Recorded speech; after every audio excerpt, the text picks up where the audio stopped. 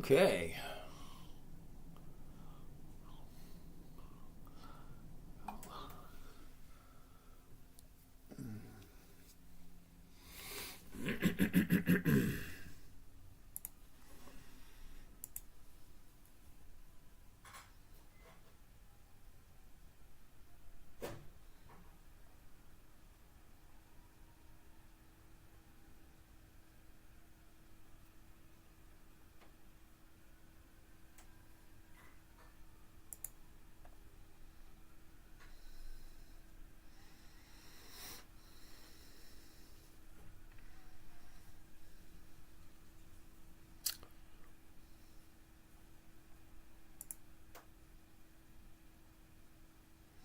Let's see what's happening this evening.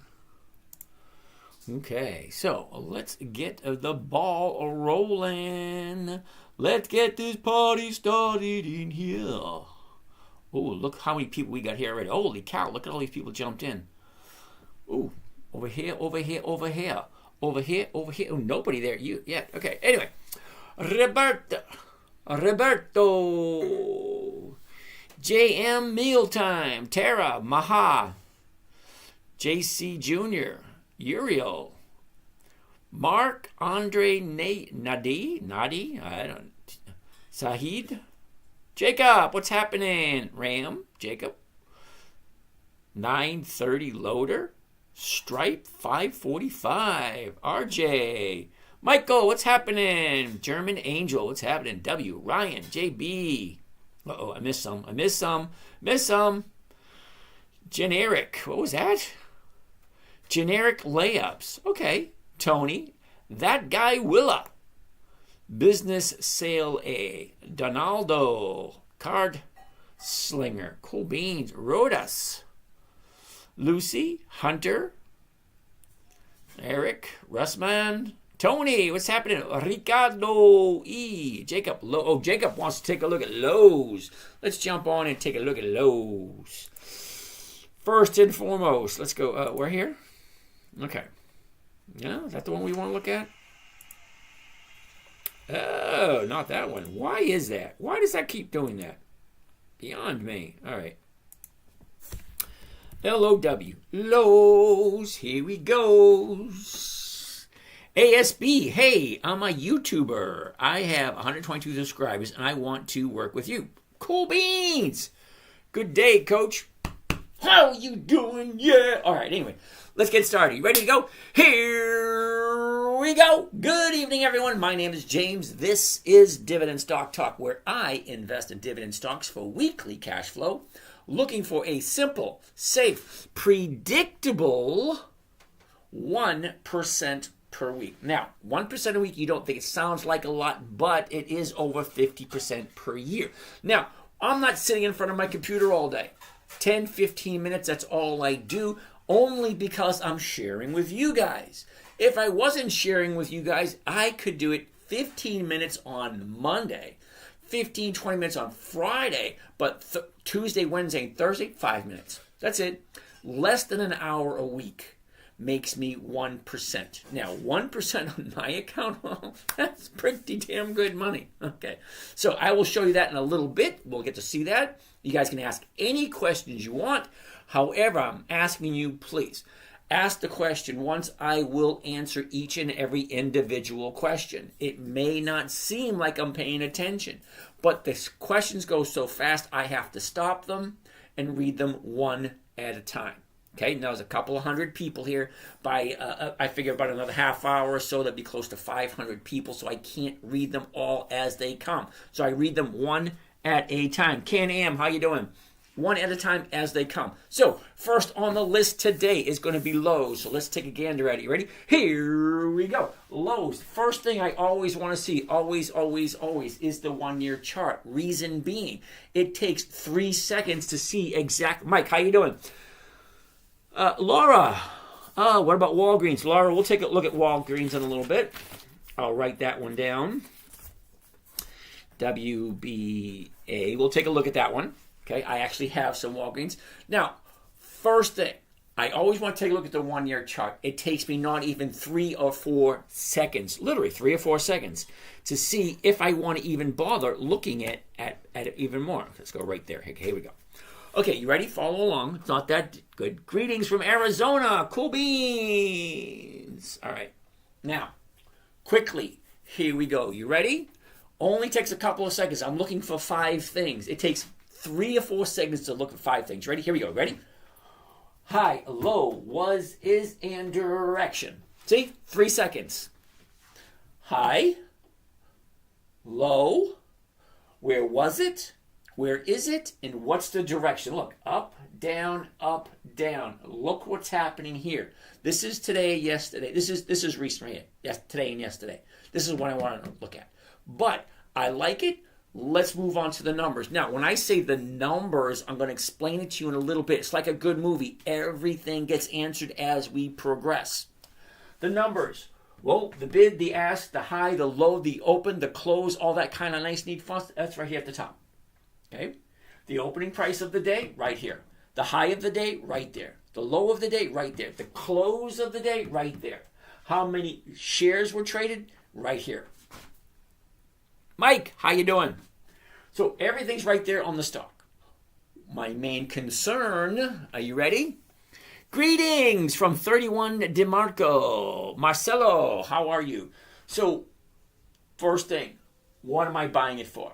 $259. I'm doing wonderful, thank you. $259.36 per share. Great, well that's the current price. What can I sell a covered call for? Now, some of you may not know what a covered call is. When I say I want a safe, simple, safe, predictable, and consistent trade, it means I want to know what I'm making before I even do it. I don't want to put any of my money at risk until I know what the risk factor is. What am I getting? What are my risks? And it only takes a couple of minutes. Now, for those of you new here, never been here before, the strategy I'm about to show you was created for my 9-year-old daughter. Now, 9 years old. Hold on a second. My tea hasn't been delivered yet, so I'm drinking Coke. Anyway, hold that thought. Here we go.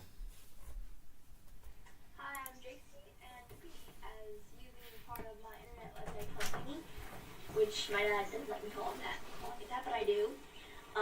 Being part of that, you're going to be getting weekly lists of stocks that I'll be trading, and every month you'll be getting 4 lists of stocks that you can choose from that'll help you get the best return on money. All right, so that's my daughter there, and here's me. List number 1. See, there's me.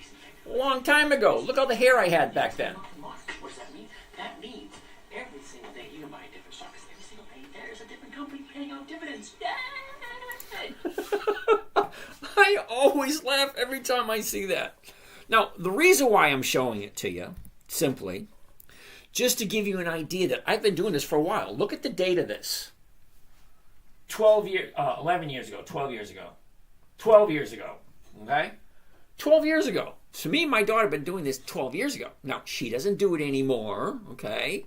But that's not the point I'm trying to get at. The point I'm trying to get at is, yeah, I've been doing this for a while. I created it specifically for her when she was 9. It had to be simple, safe, predictable, consistent, and no way for her to lose. So the strategy came with 5 simple rules. Rule number 1, never buy something you do not understand. When I mean understand, you should know what the high of the year is, the low of the year is, how profitable they are, how consistently profitable they are, what their book value is. Is it a company you want to buy and hold on to for a very long time?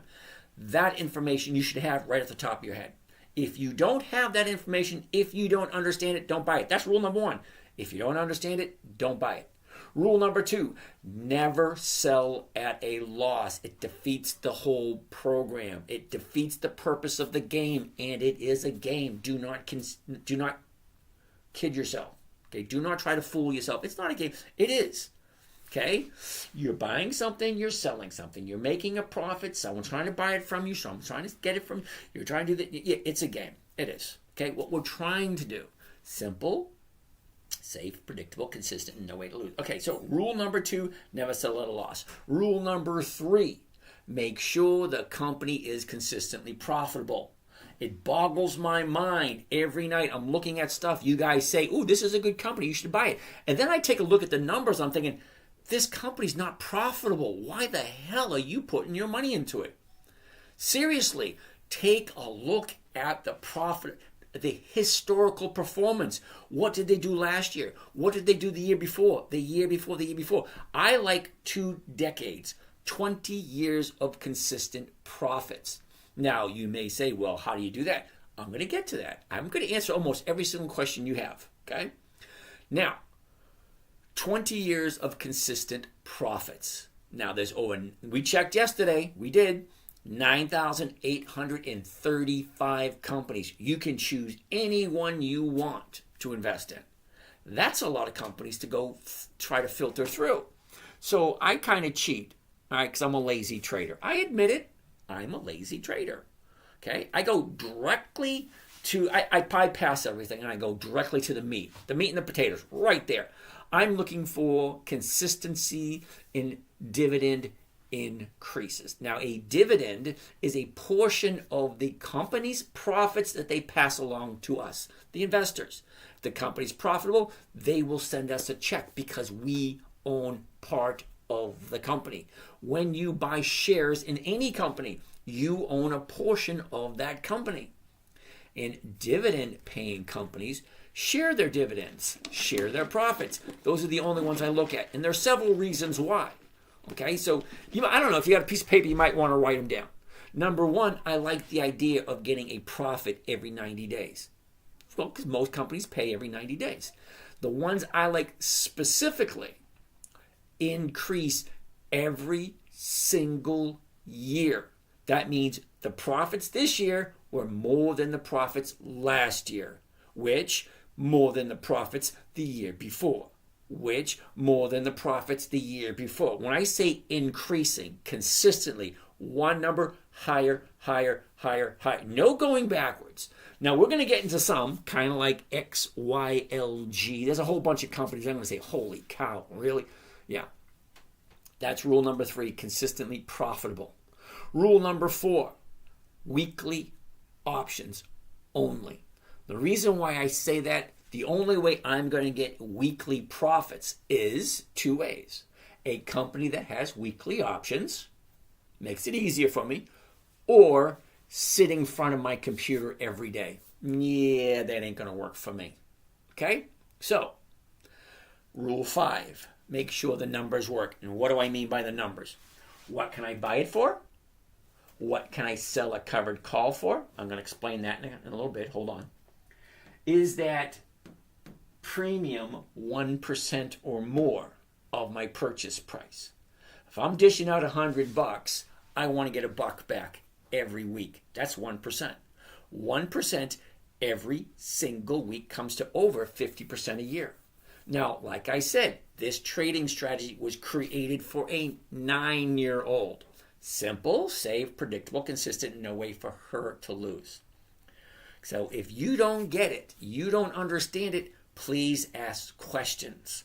Adults have a tendency to make things more complicated than it needs to be. So if you think of a 9-year-old is actually trading stocks and doing better than most professional traders, well, there's got to be something to the strategy. All right. Let's continue on with Lowe's.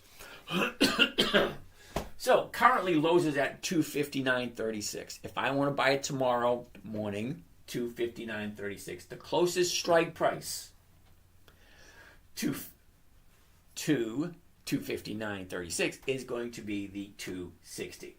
Well, the $260 for next week is going for $152 to $220.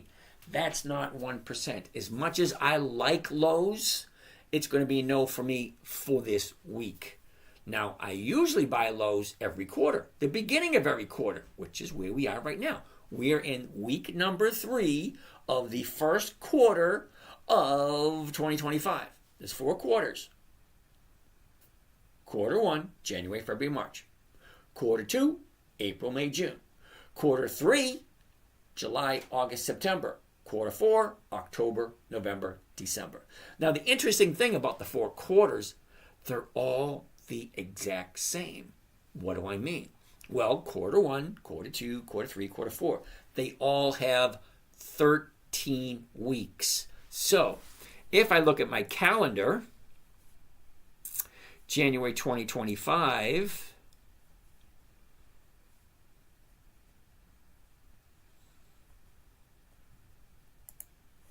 okay? If I look at my calendar, January 2025, take a look at some of these companies that are popping up. Mendeley's, U.S. Bank, American Express, Bristol Myers Squibb, Verizon, MasterCard, Globe Life, AbbVie, Procter & Gamble, Moody's, and Bank Mellon. This is Warren Buffett's list. Okay?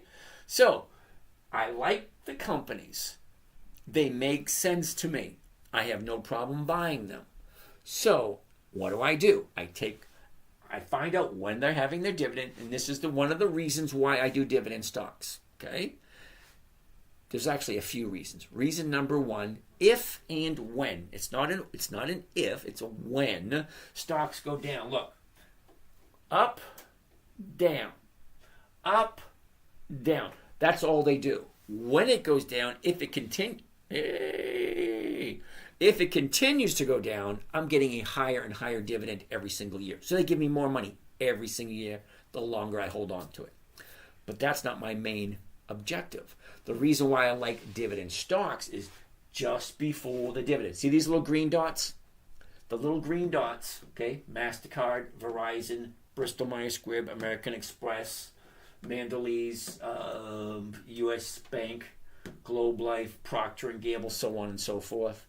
The green dots represents the ex-dividend date. Now, if you don't know what that is the last day the stock trades before the dividend is paid out.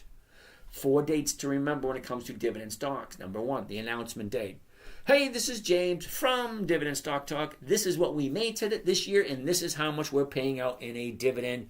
This is when you're going to get it. It's the announcement date. First date, the announcement date. They tell you how much they made. They tell you how much you're getting. The second date, the ex-dividend date. It's the last day the stock trades before the dividend is paid out. And if you want to collect that dividend, that is the day, see the little green dots? You need to own the stock. So if you own AbbVie and you want to collect the dividend, you have to buy it before this day. Okay? Not this day, not the 15th. You need to buy it the 14th, the 13th, the 9th, the 1st, the 3rd, any day before the 15th. Date number 3, the date of record. Whoever owns the stock on the date of record is entitled to the dividend. Date number 4, payment date. Self-explanatory, when you get your money. All right. So Lowe's doesn't make it this quarter, or this week, I should say. Now these numbers, when the market is open, they change constantly, but the math does not. Purchase price, strike price, premium price. What am I buying it for? What am I selling it for? And how much am I collecting? Okay? Now, so Lowe's is a no. ARB wants to take a look at Siri, so let's throw Siri in there and see what Siri has to say. Siri. First thing, always, chart. 5 things, take 2 or 3 seconds. High, low, was, is, what's the direction? Down, up, down, sideways, here we are, 2193. 2193, good. 22 is going to be the closest, and the 22s is going for, I don't want to look at that one. Yeah, I do. Okay. Next Friday, the 22 is going for 48 cents. Do you understand what 48 cents on a $22 stock is? That's 2%. 2% a week comes to over 100% per year. Does the stock have to move? No, stock doesn't have to move at all. Stock can stay in the exact same spot all year long, and you can double your money. Well, how do you do that, James? Well, simple. You buy it at $21.93. You sell somebody the rights to buy it from you at $22. For that privilege, for me to hold on to that stock just for you, you're going to pay me 48 cents per share. So if I have 100 shares, it's 48 cents a share times 100. If I get 1,000 shares, it's 48 cents a share times 1,000. However many shares you get, it's this number times how many shares you have. Now you do have, when you're doing options, you do have to do it in increments of 100. So it's 100, 200, 400, 800, 2,000, 3,200, 5,200, whatever. Whatever you can afford, whatever's comfortable for you. Mary, how are you doing today? William, XYLG. Wait a second, let's finish up with Siri first before we go to any more questions. So Siri, right now, $21.93. I can buy it tomorrow morning, $21.93, sell it at $22, and pick up this money and hold on to it. Gone fishing! How you doing, brother? Cool beans. All right, so let's take a look a little deeper. Now, just because the numbers look good, okay, I want to make sure, is the chart telling me it's the right time? Because I don't want to buy it as it's dropping, okay? What do I think of XRP? Great, thanks. Okay, XRP, dude, seriously? I'm going to ask you a question, and I know what answer you're going to give me. Before I even ask the question, I know the answer you're going to give me. Isn't that weird? Kind of like mind reading. Tell me, how many times has XRP increased its dividends to its shareholders? And does it have weekly options? I'll stay here and I'll wait for the answer. Okay? Whenever you're ready, just throw it out there. How often has XRP increased its dividends to its shareholders? Go ahead. We're all waiting, a couple hundred of us. So any one covered call consists of 100 shares. Yeah. 100 shares or more. 100, 200, 400, 600, 1,200. Okay, dude, I'm waiting for the XRP answer. You want me to take a look at XRP? Great. I'll look at it. You tell me how often it has increased its dividends to its shareholders. And I'll be more than glad to look at it. All right, so I don't want to buy it as it's falling. Okay, this is Siri, S-I-R-I. I don't want to buy it as it's falling. KYC, I get that one. Okay, I don't want to buy it when it's at its high. By SUI, fine. KYC, tell me how often has SUI increased its dividends? Because I've never heard of it. I don't want to buy it as falling. I don't want to buy it at the top. And I don't want to buy it at the very bottom.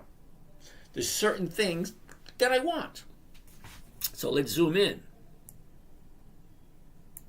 Okay? As it's falling, I want to buy it here as it's turning around and going back up again. I'm well aware XRP is crypto. Okay? Here's the high. I don't want to buy at the high. How often? Yeah, I'm aware of that also. I don't want to buy at the high. Because how often have you heard, hey, Siri's at an all-time high. Let's buy it and wait for it to go higher. No, doesn't work. Okay? I don't want to buy at the high. I don't want to buy at the low. I want to buy it when it finds the bottom, turns around and goes back up. Finds the bottom, turns around and goes back up. I'm only looking to get 1%. That's why you said dividends. Yeah. Okay. The funny thing is, okay, the name of the show, the name of the channel is Dividend Investing. Dividend Investing for weekly cash flow. Okay? If the company has no dividends, why the hell are you asking me to take a look at it? Okay? All right. So I don't want to buy at the high. I don't want to buy at the low. I want to buy it as it's hitting the bottom, turns around, goes back up again. Harry.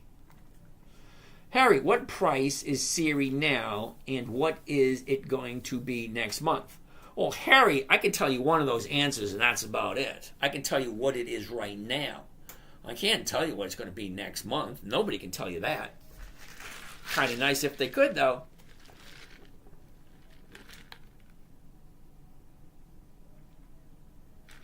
All right.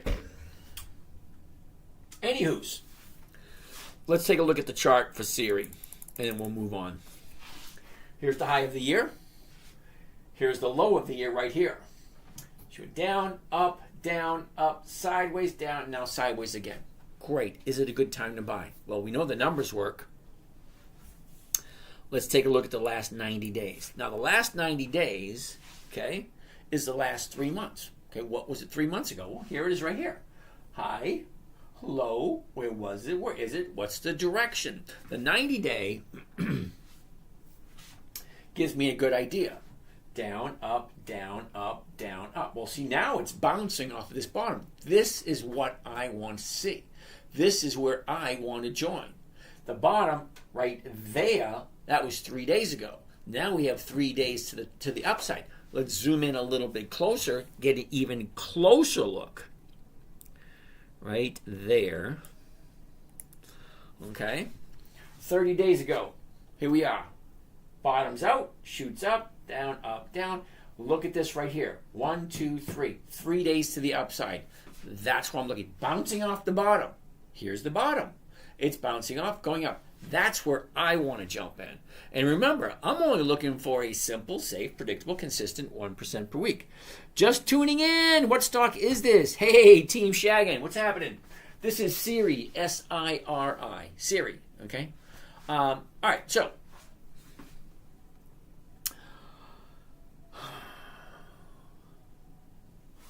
Nope.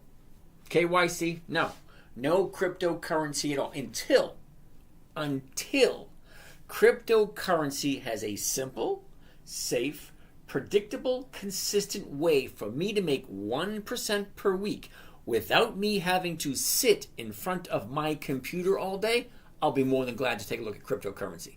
At this moment in time, it's still a teenager. It's still an adolescent. It's still not even close to be able to trade it predictably and consistently. The key is to hold. Yeah, there's no cash flow with holding. Yeah, well, that's good for you. You know what they say? The sun shines on a dog's ass every once in a while. Not everybody can do that, and not everybody does that. But what I do, everybody can do. Okay? You're talking about 1 in a million, because there's millions upon millions of people that do what you're doing. 1 in a million will do what you just did. Fine, lovely, don't want to hear it. Seriously, okay, I'm done with the conversation. Don't want to talk about crypto. All right, as I was saying, 22, that's where I'm going.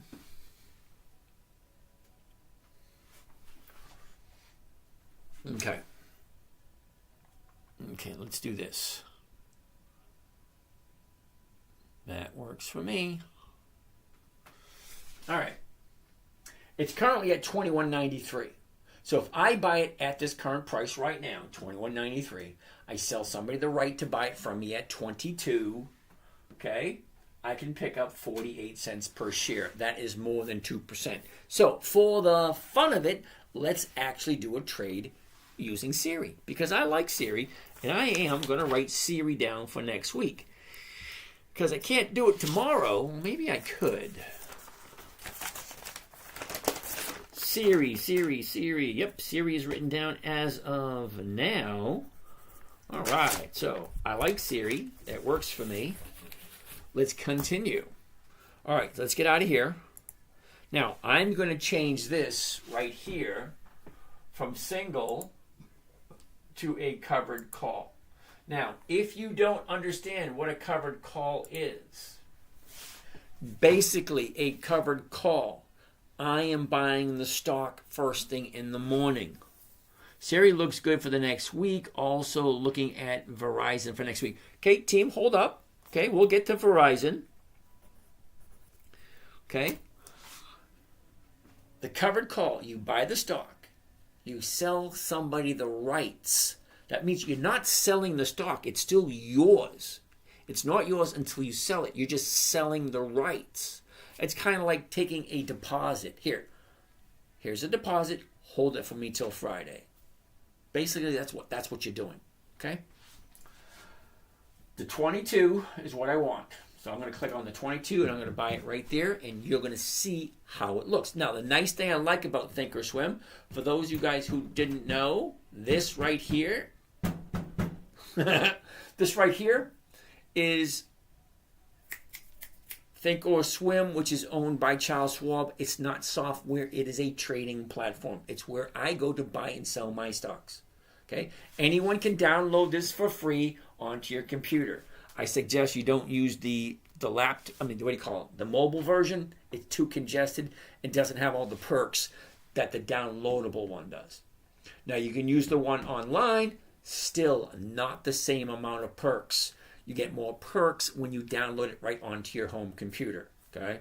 Now, it was created by Tom Sosnos over 20 years ago. He's a professional trader. He created it for himself. So he sold it to TD Ameritrade. TD Ameritrade got bought out by Charles Schwab. So old Chucky Boy owns it now. Let's just go with the numbers and see if it works. The question number one should always be, does it make sense? That should be question number one. So if I'm taking a look at the 22, well, here it is right here. And lo and behold, it pops right up. There's the trade right there. Now, I'm going to change a few things, and I'm going to explain to you why I'm changing it. First thing I'm going to do is I'm going to change it from 10 contracts to 1. That way you don't get scared away by the big numbers. All right, so 1 contract. Okay? And then I'm going to do a market order rather than a limit order. The difference between the two, a limit order can and sometimes does sit on the computer of the market maker, and he can just look at it. He doesn't have to fill it. He can just look at it. But a market order fills instantaneously first thing in the morning. Now, why do I do a market order on a trade like this? Well, because the stock and the option are tied together. I already know what my profit's going to be. That's the predictable part. Remember? Simple, safe, predictable. All right. So I'm going to hit confirm and send. Here it is. Ready? Listen and repeat it. Anytime you do any trade, before you hit that send button, which sends it in to be filled, before you hit that button, read it out loud and make sure it sounds right. Because sometimes your eyes and your little fingers can play tricks on you, and most beginners lose money by hitting the wrong button. I know it sounds juvenile, but I've done it myself. I did it twice last year. Hit the wrong button twice. Cost me $3,500 because I hit the damn wrong button. It happens. I've been trading for 20 years. I hit the wrong button twice last year, and it cost me $3,500. So read it out loud. Take your time when you're executing the order. And very, very, very, very important, if you make a mistake, immediately pick up the phone and call your broker. It will cost you money to erase the trade, but it's a lot better than losing. Because anytime you call that broker, it's called a broker-assisted trade. Anytime you call the broker, they'll charge you $15, $20. But it's better than hitting the wrong button and losing. Okay? So if you do, or say, when you do, that is correct. It happened to me once last year. Confession. It happened to me twice. I've been trading for 20 years, and it happened to me twice last year. So I'm not the only one in this boat. Anyway, so here's the trade. Buy 1 covered Series 100. That is a weekly trade. 24 January 25. That is next Friday. Not tomorrow. Tomorrow's the 17th. Next Friday is the 24th. The $22 call strike against the series stock at the market to open. That's the order. The very next line you're going to see, that's the break even. What does that mean? Well, if the stock on Friday afternoon 4 p.m., okay, next Friday, is above this number, 2142, I'm going to be in a profit. How much? Don't really know. Tasty Trade doesn't charge a broker-assisted fee. Yeah. Do you know who owns Tasty Trade? Tom Sosnos, the guy who created this trading platform. Okay? Yeah, so Tasty Trade's it's good. I haven't used it, a little complicated, a lot of stuff going on. I like simple. Like I said, yeah, Tom Sosnoff. Yeah. So when I say I'm a lazy trader, yeah, there's a lot of stuff going on. I want simple, I want safe, I want predictable. I want to be in front of my computer for 5-10 minutes. That's it. If I sat in front of my computer longer, I could make more money. It's not my motivating factor anymore. At different places in your life, okay, when you're in adolescence, you think of adolescent stuff. When you're a teenager, you think of teenager shit. Okay, when you're in your early 20s, you think of early 20s shit. Okay? Tom runs Tasty Trades, but he sold it. Yeah, of course he did. I trade on both, Thinkorswim and Tasty Trade. Well, good for you. Cool beans. Okay, so as I was saying, when you're in your 20s, your late 20s, you have a different focus. When you're in your 30s and 40s, maybe you have a family, you have a house, maybe you're running a business, you have a different focus. When you're in your 50s and your kids start to move out, and you have that empty nest syndrome, when you're in your late 50s and 60s and everybody's gone, it's just you and the wife and the dog, yeah, then you start downsizing and then you start thinking about retirement. And then when you retire, your main focus is totally different. Money is not my motivating factor anymore. Okay, my motivating factor is spending time with my family. My mother's in her 80s. She's not going to be around much longer, so I go and visit her 2-3 times a week. I go hang out with my kids. Don't get to see them much because they're working all the time. Okay? However, you have to focus on what is important to you at the moment in life where you are. Each phase of life has a different, let's say, main character, for lack of better words. All right, so let's get back to this trading, okay? 2142 is the break even. Anything over 2142 by next Friday is going to be a profit. Now, if the stock is above the strike price, which is 22, which is kind of weird because right now it's at 22. Look at the number right there. It's at 22 right now. Well, it's probably after hours trading, but it's at 22 now. So if by next Friday it's 22 or higher, well, someone's going to buy those shares from me. I get all my cash back, and I get to collect this amount of money right here. Okay, so we're going to do the math and let you know what the rate of return is on that. So, one contract, your maximum profit is going to be $57.50 for each contract. Okay, however many you can afford to do, that's totally up to you. We're all different. All right. So, that being said, let's take a look at the math and see, is it a good trade or is it not? My calculator, here we go. Clear that. Now, I want to look at the maximum profit, $57.60. Do you remember where I said simple, safe, predictable, and consistent? Well, predictable means I know what my return is going to be. I know how much money I'm going to make before I do it. And that's right here. It's telling me what is the maximum profit. I know what I'm making before I make it. Okay? So, $57.50. Into the calculator you go.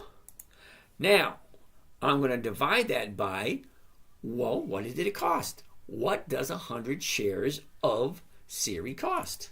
Divided by, right here, this price. The cost of trade including commissions. $21.43. $21.43. It gives me a grand total of 2.6. 2.6 for 1 week. Do you have any idea what that means? 2.6 every single week for 52 weeks is over 160%. Somewhere in that area. Over 160% rate of return. Do I get 2.6 every week? No. Last year I averaged 1.2%. Well, 1.2 is not bad. Okay? I think I made 63% last year. Okay, fine. All right, let's keep on going.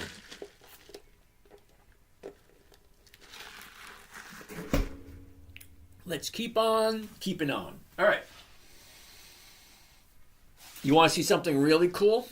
Check this out. Now, the number I just showed you, the cost of trade, including commission and fees, $2,143. That's if it's an all cash account. What am I going to get if it's a margin account? Because this account here is a margin account. This number right here, buying power effect. That's how much it's actually costing me because it's a margin account. Well, let's do the math again. Clear that. Now, on a margin account, the profit's the exact same, $57.50.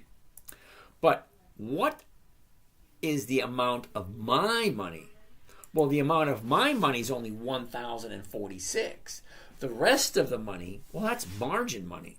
That's borrowed money. And I always tell people, do not do margin until you understand the risks. Don't just jump in head first into the deep end when you're just learning. All right, divided by 1,046, 1046. So if I do this trade in a margin account, I'm making 5.49% for 1 week. 5.49% for 1 week. Okay, that's how I get over 50% per year. Now, do I make 1% on every single trade I do? No, I don't. Sometimes I don't. Because sometimes, I'll give you an example. Like Ford, not Ford, Harley Davidson, and what else do I have?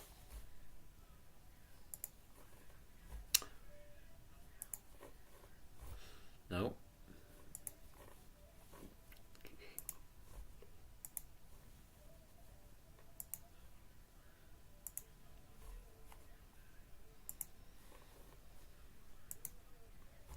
Okay, so Harley Davidson. Okay. Now, I'm into Harley Davidson at 35. I sold the 29s. No, got 101. What? That was for 2 weeks. Yeah, it doesn't work. That's over 1%. Every once in a while, I'll roll something forward and not get a whole 1%. Hey, James, can you tell me about Lakeland Financial? I see the buy is at 132 and the sell is at 68. Okay, US, I've never heard of Lakeland Financial. Okay, anytime I look at something, you have to give me the ticker symbol. Okay, but I can tell you right now, if I have not personally heard of the company, it's probably going to be a no. And the reason why I say that is I've been doing this long enough. I know almost all the companies. Okay, I know almost all the companies that are consistently profitable. I mean, there's only 54 dividend kings, and there's only 150 dividend champions. Okay, there's only 67 dividend aristocrats. LKFN, really? That's what you want me to go at?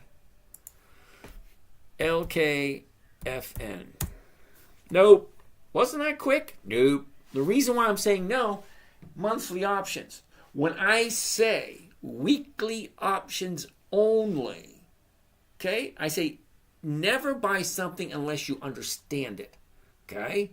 And if you understand Lakeland Financial, well, then you should know it has options. They're monthly options.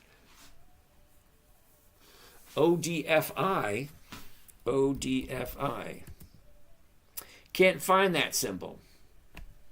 Sorry. Simple. Weekly options only. All right. So that takes care of all that. William wants to take a look at XYLG. XYLG. What the hell is that? XYLG. It's a no is what it is. Thank you, William. Okay, so bad about monthly options. I like EC. Has treated me good over the years. What the heck is EC? It's a no. Again, monthly options. Monthly options don't work for this strategy. Okay? Uh-oh. X Nega Zanegan? You want to take a look at JEPI? How about I give you a hell no to JEPI and a double hell no to JEPQ? ODFL? No. What ODFL? What the hell are you guys thinking? When I say weekly options only and you keep throwing out this crap, oh, you're going on a certain strategy. I just tuned in, so not sure what the word is. Okay, what the word is: 2 decades of increased profitability. You either know what the profit and loss statements look like for the past 20 years, or you know what the dividend increases are every single year in the last 20 years. Okay, Wayne,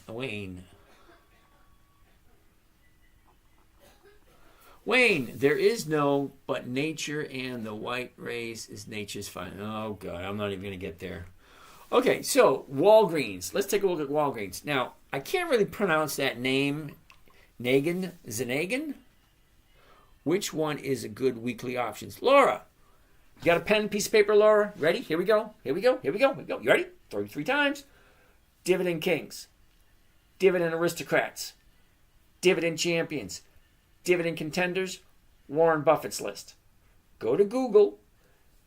Dividend Kings list 2025. Dividend Aristocrats list 2025. Warren Buffett's list 2025. Those 5 lists, put them in there. That's over 300 companies that have increased their dividends for more than 2 decades. Simple. Those 5 lists. Okay, Negan. JEPI, no. Okay, dude, you seriously have not looked at the numbers. You don't know what you're... No. Next, Walgreens. WBA. Now, I like Walgreens. Now, I've done Walgreens quite a bit last year. Okay? Now, let's take a look at the numbers for Walgreens. First thing, always, the 1-year chart. The high, the low, where was it? Where is it? Down, sideways, now up. Okay, simple. Down, sideways, now up. All right, great. What do the numbers look like? Okay. $12.99. The closest strike price to $12.99 is 13. The 13 is going for 29 cents. That is over 2%. Well, this is why I've been doing Walgreens almost all last year, because it consistently gave me 1.5 to 2.5% every single week. All right. Last 90 days. We're down here at 9. We drop all the way to 8.40, and then we shoot on up to 12.93. Okay, so at 13.29.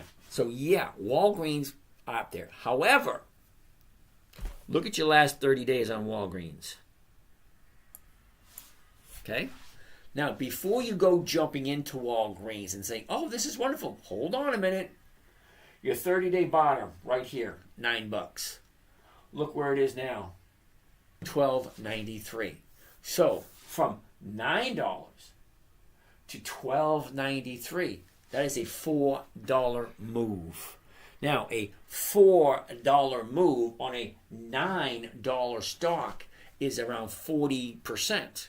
That is a 40% increase in 1, 2, 3, 4, 5 days.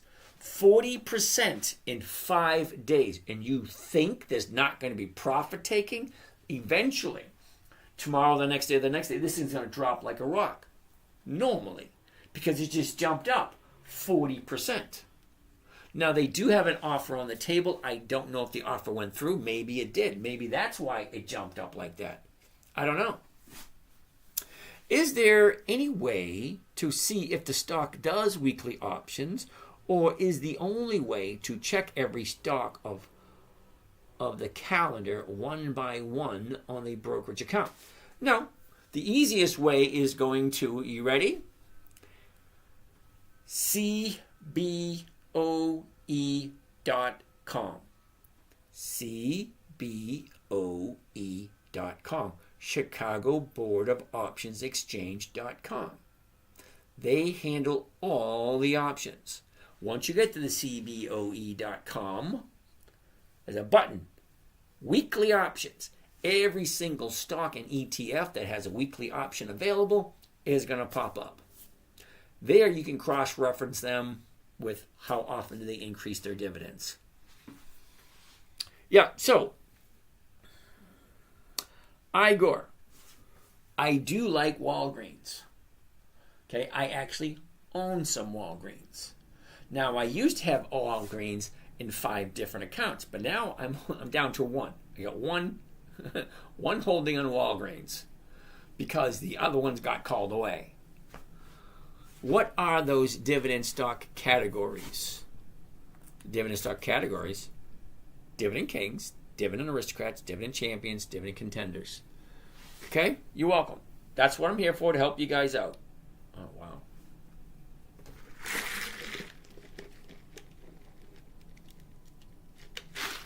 My drink's all gone. Refill.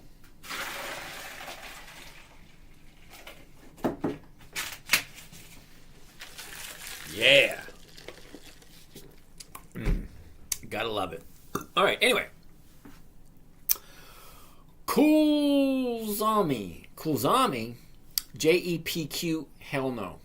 Hi, from the new students. Wackady. I couldn't read that one. Where are we?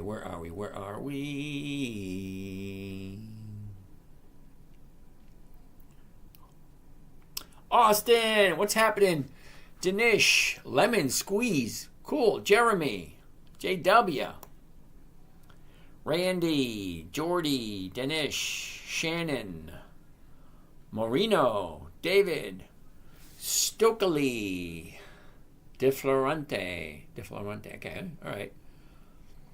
What makes your strategy better than just investing in JEPI? Holy shit. I can't believe he just asked that question. Okay, are you ready?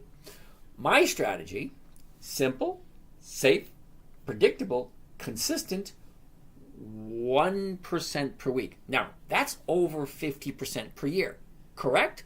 Great. Let's take a look at JEPI.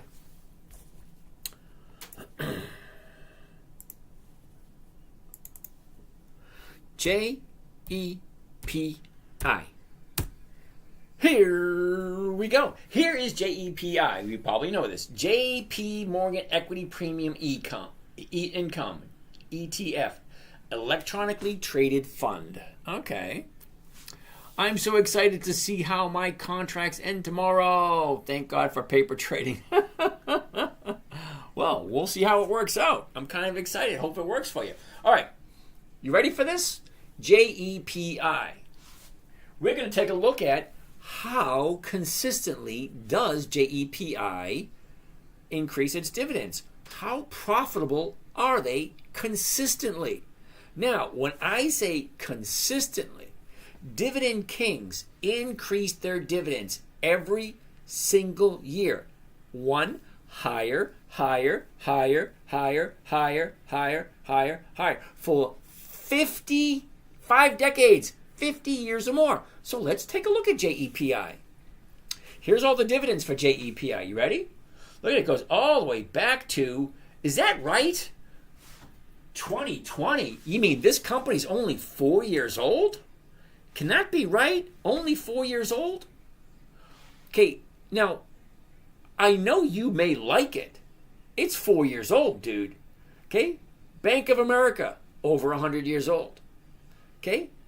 Procter & Gamble, over 100 years old. ExxonMobil, over 100 years old. Walgreens, over 170 years old. Okay? Consolidated Edison, over 200 years old. You're talking about a company that's 4 years old and you're excited about it? Well, but wait, it gets worse. Hold on, let's check it out. Let's check the dividends. And you're saying it's a wonderful company, so I haven't even looked yet. I'm assuming that they're higher and higher and higher and higher and higher, right? Because you think it's a good company. Well, let's check the numbers. 49, 29. Wait. One dividend is 49 and the next one is 29? Dude, that is a 25% decrease from one to the other. From one to the... Okay, hold on. It gets worse. It does. I'm thinking tomorrow better sell calls. Hold on, Mike. We'll talk about that in a minute. Okay, 29. 45. Ooh, not bad. 44. Wait. It went backwards again? It went up, down, not consistently profitable. And we're only on the second one, the third one. Okay, 52, 50. Holy shit. Third time this thing has gone backwards. Okay. 52, 50, backwards, 54, 26, backwards, 32, 35, 37, 31, backwards, 40, 26, backwards, 34, 37, 38, 46, 38, backwards, 46, 59, 47, backwards, 52, 62, 50, backwards, 56, 48, backwards, 61, 57, backwards, 44, backwards, 41, backwards, 45, 43, backwards, 37, backwards, 36, backwards, 29, backwards. What are you freaking shitting me? And you think this is good? What the hell are you thinking? When I say consistently profitable, that means the numbers are supposed to get higher and higher and higher. But wait, it gets worse. It really does. Okay. All right. So we can basically agree that this thing goes up and down, up and down, up and down. No consistency in profitability whatsoever. But it does get worse. Hold on.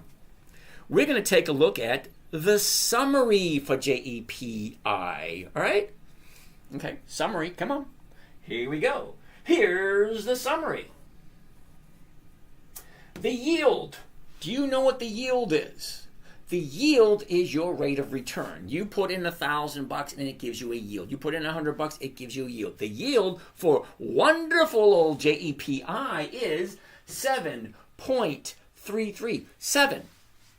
Now, explain to me on which planet 7.33 is better than 50. Okay, so what makes your strategy better than investing in JEPI? Well, JEPI is not consistently profitable. The profits go up and down, up and down, up and down. The yield for JEPI is 7.33. I don't know what to say. Okay? So you do what you think is right for you. I will stick to my safe, simple, predictable, and consistent 1% per week. Okay? And you, if you can do me the huge favor, never, ever, ever ask me to look at that piece of crap again. Because there will be someone else just like you asking me to take a look at it. Like this guy right here wants me to look at JEPQ. It's almost the exact same as JEPI. Almost the exact same. Piece of crap that's not consistently profitable and giving you a rate of return that's horrible, in my humble opinion. Now, I have been wrong. A lot of people tell me, James, you're wrong. 7% is much better than 50%. Hey, more power to you. Enjoy. What are those dividend stock carry? I already did that one. JEPQ, dude, you really don't want me to do that? Seriously? Because you're going to get the exact same thing I just said. Because JEPI and JEPQ are almost the exact same. Okay, just a different number, but still a piece of crap, in my humble opinion. Okay, now the reason why you're investing it, because somebody there is ramming it down your throat saying, hey, this is awesome. You got to do this. You got to buy it. Why? Because they're getting a commission off of it. You cannot tell me somebody's not getting a commission off of that piece of crap that they just sold you. All right. Raffaello, what's happening? What about Apple? Ooh. Now, Stokely. Apple is not on my list, but I do invest in it, and here's why. Apple does not have 2 decades of increased dividends, but it is on Warren Buffett's list. So I let it slide. So let's take a look at Apple.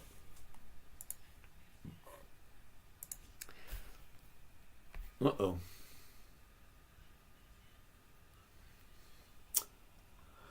The video display is a lot better behind you. Did you figure out how the dark mode works? Yes. My son came in and fixed it for me. I couldn't figure it out. I said, Jacob, you come do it. And yep, he figured it out for me. All right. Apple. AAPL. Now, the reason why I don't do Apple that often is because it's not as consistent as some other stocks. I like consistency and predictability. Well, look at what we're looking at. Here's our high, here's our low, here's where it was, here's where it is. Look at the movement. Down, up, down, up, down, up, down. So Apple is going to be a no for this week. Why? Look at the drop. Okay? Big drop. Now, what do I like about Apple and this big drop? Well, number one, it's Apple. Number two, as soon as they find this bottom that they're looking for, it's going to turn around and go back up. And I want to be there for that. So I am going to write Apple for next week so we keep our eye on it. So next week we are going to look at Apple again because as soon as it finds the bottom, especially with a big drop like this, that's a big drop. Okay, whenever you see a big drop or a big incline, there's usually an opposite reaction the very next day or soon to come. All right, so Apple's going to be a no. Sorry, Stokely. QCOM, Caldwell Cutie, back again. I remember that name. This is not the first time you've been here. So let's take a look at it. QCOM. Interesting. Okay. High, low. Where was it? Where is it? Up, down, sideways. We're at 161. 95, 161.95. So the 162.50s, look at this, 215 on a 162. That's not bad. That's over 1.5% if you like QCOM. Now, the numbers work great. Let's see what the chart says. Is it a right time to buy QCOM? Well, let's take a gander. A year ago was the bottom. Look at this, 137 a year ago. Went from 137 to 230. Well, that's almost a $100 increase. That's nice. Okay, so it jumps up $100, drops back down, and goes sideways. Hate when that happens.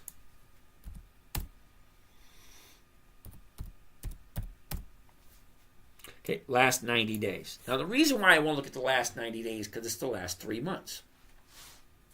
High, low, where was it? Where is it? Look at the movement. Now, here, you can see patterns, all right? Up, down, up, down, up, down, up, down, up, down, up, down, up, down, up. Well, what's happening here? Could that be a down? Because it has a higher high and a higher low. That doesn't give us any good indication of which way it's going. It's like, I can go either way, either way.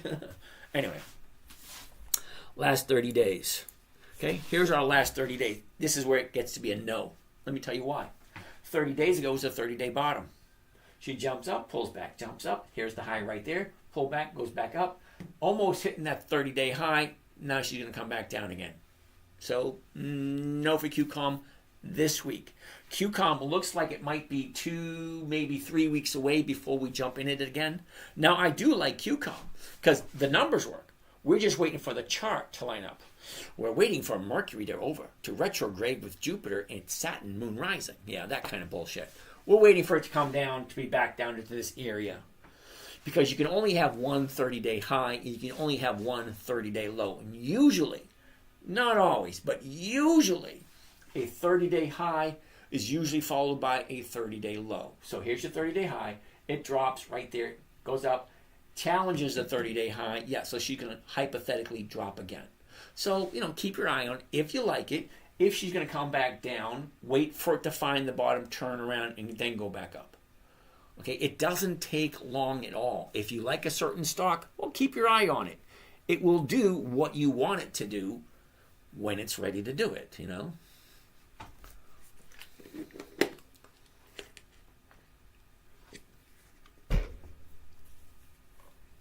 All right. Gerald, what's happening? Samora, welcome. Caldwell Cutie, nice, thank you. 5-star general. Ooh. Uh-oh. Cool Sami wants to take a look at Altria. Fitzair, what's happening? Altria, let's take a look at it. Now, I do have some Altria. Just to let you know, I do have some. Interesting. Always, 1 year chart first. High, low, where was it? Where is it? What's the movement? Up, down, up, down, up, down, up, down. Okay, what's going on here? That's what I kind of want to know. Here's the high. Now it's pulling back. Okay, let's take a gander. Before we do, let's check the numbers. 51.25. The closest one is going to be either the 51, going from 44 to 75. You're losing 25. You take that off. They're not going to work. Sorry, the numbers just don't work. Okay, the 52, 12 to 15. Yeah, no. Sorry. The numbers just don't work this week. Walt. Igor, you want to take a look at Walt? What the heck is Walt? W-A-L-T. Walt. Walton Vista. Can't find that ticker symbol. It's a no. 66 more questions. Holy Charlie. What do we have? Check out QUBT. Oh, dude, I can tell you no right now. QUBT. Quantum computing. Dude, you seriously think this thing has 20 years of dividends? Seriously. 20 years of increase in dividend. 2 weeks ago, it was at a less than $1. What makes you think this thing has 20 years, 2 decades, 20 years of increased dividends? Well, you QUBT? QUBT.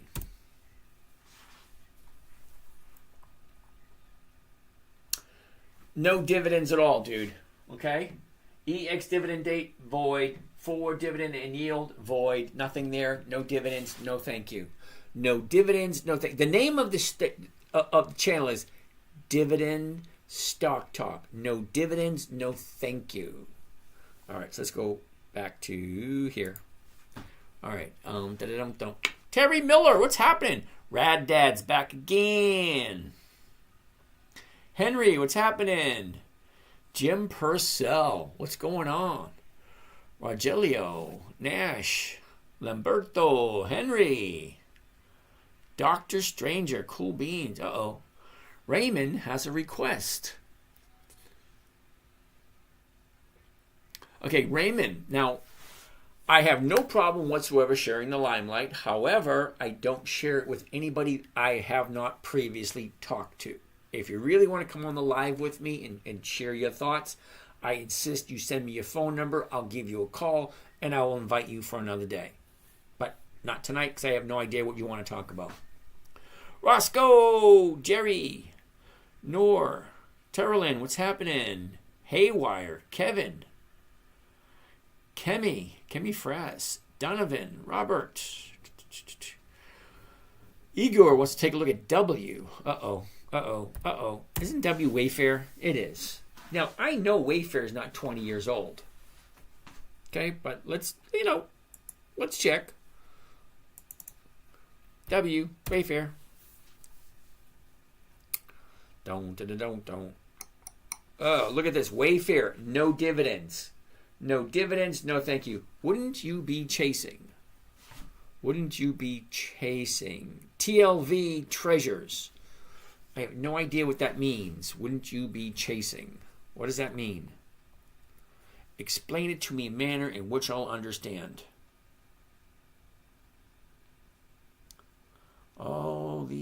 So, what do you think? Skip WBA for now? Igor, what did we come? Oh, yeah, of course. No, see, I can't tell you what to do. All I can tell you is what I'm going to do and what I'm doing.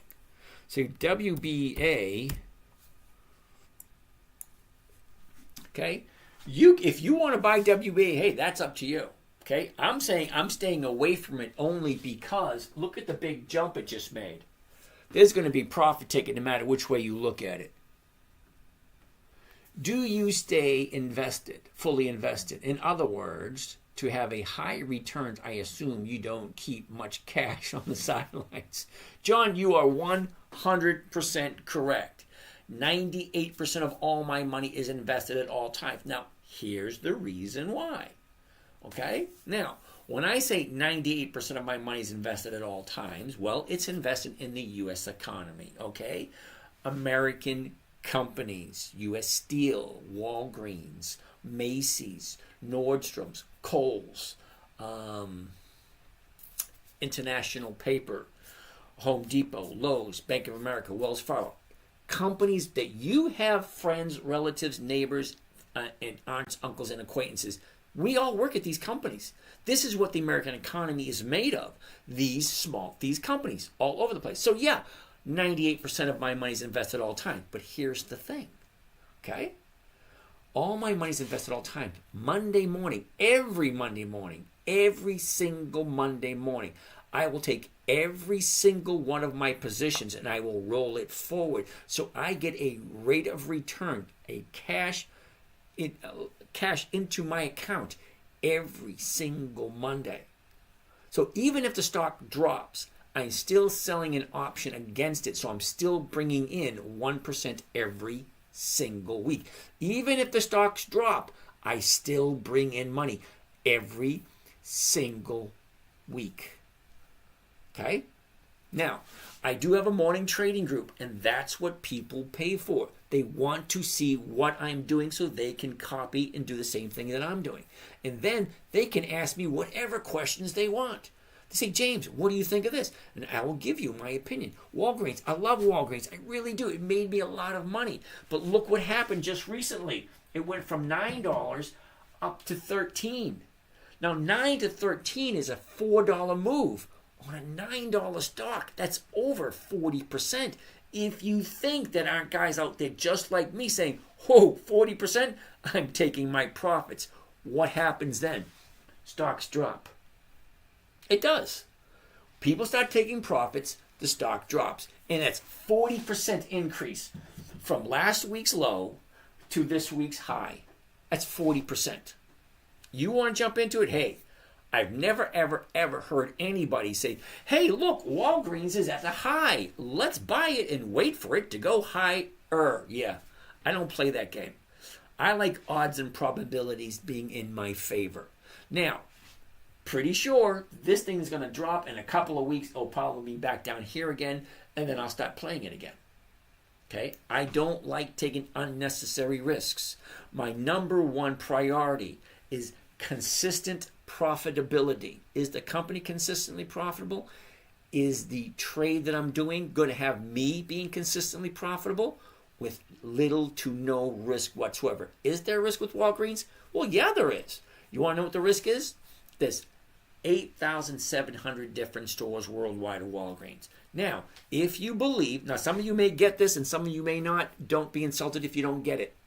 If you believe in the magic bullet bullshit, then you believe that 8,700 Walgreens could disappear overnight. Okay? So, I don't think Walgreens is going to disappear overnight. I don't think they're going to go bankrupt. They have too much going for them. Yeah, the stock dropped pretty bad. Yeah, they're having a lot of issues. But the company's been around for 170 years, and they're trying to get things reorganized. Because this is an interesting time in history where we're getting a storefront and everything's moving online. Well, a lot of stuff's moving online. I remember when they first said that. So, they'll never get rid of the malls, shopping malls. Well, yeah, they will. And yeah, they did. All right, let's keep on going. We still have, holy cow, 94 more questions. Uh-oh. Fitz-Air wants to take a look. Nope, he's just saying, okay. I thought he wanted to take a look at VO. All righty. What do we have here? Is this your last night? Is it our last night together? No. Okay, see. Now, they say they're banning TikTok. You got to read the fine print. Okay? TikTok is going to be here Monday and Tuesday. They're just going to, depends on where it goes. Are you interested for a job as an asset manager? It would depend on what the details are. Seriously. Depends on what the detail. Because nobody says that without having a few strings attached. Okay? I make a very comfortable living, and I invest a lot, and I make so you want me to do something like that? Yeah, you got to tell me what the strings are, okay? Because I'm very picky. I don't need the money, so you have to make it really intriguing for me. Come on. Let's keep continuing. All right, so, as I was saying, TikTok is still going to be here. However, there are going to be some restrictions. Okay, there are going to be certain things that are going to happen. But what's happening simultaneously? Well, simultaneously, I'm broadcasting on YouTube, Instagram, Facebook, Rumble. Now, I'm trying to get approved for Truth Social, Twitter, and LinkedIn. They're a little complicated because they want you to do certain things first before you're allowed to broadcast there. So even if I do lose TikTok, well, I've been on YouTube for over 15 years, Instagram for over 5 or 6 years, Facebook for over 15. Because I remember when it was the Facebook. I remember when everybody said, "Oh, you got to get on the Facebook." Okay, that's like I just finished up setting up my MySpace. No, you got to go onto Facebook. What's your IG? Oh, my Instagram, it is the 10-minute trader. Okay, you can go right to my bio, the10minutetrader.com. Okay, you can do the research on the 10-minute trader, and you'll see I've had that website for 15 years. Okay, so I'm not a fly-by-night kind of guy. I've been here for quite a while. Thanks. You're welcome, Can-Am. All right, so let's keep on going. Yeah, so hypothetically, if TikTok does disappear, you can easily find me in any website. I've been online so long. Amazon, is it good for this week coming? Okay, Laura, you're not that new for me to yell at you yet. Okay? Amazon does not have dividends. No dividends, no thank you. Dividend gives me a couple of things. First and foremost, a dividend lets me know, without having to read all the profit and loss statements, without all the quarterly report, it lets me know, well, are they profitable from last year to this year? How consistently have they been profitable? Okay, Sean, Amazon just got hacked. Okay, F-Kings 21, K-View. Ooh, K-View, interesting. K-V-U-E, K-View. Interesting. Well, let's see how often they have increased their dividends. K-View. Because dividends tell me a few things. One, are they consistently profitable? Because when you look at the dividends, like, all right, what was the dividend last year? What was it the year before? What was the year before? It's easy to see. Okay, 2's higher than 1. 3's higher than 2. Oh. All right. Hold on, Alexandra. K-View. Oh, look at this. They do have dividends. Well, let's see how consistent they are with their increasing of their dividends. Because to me, that's what's important.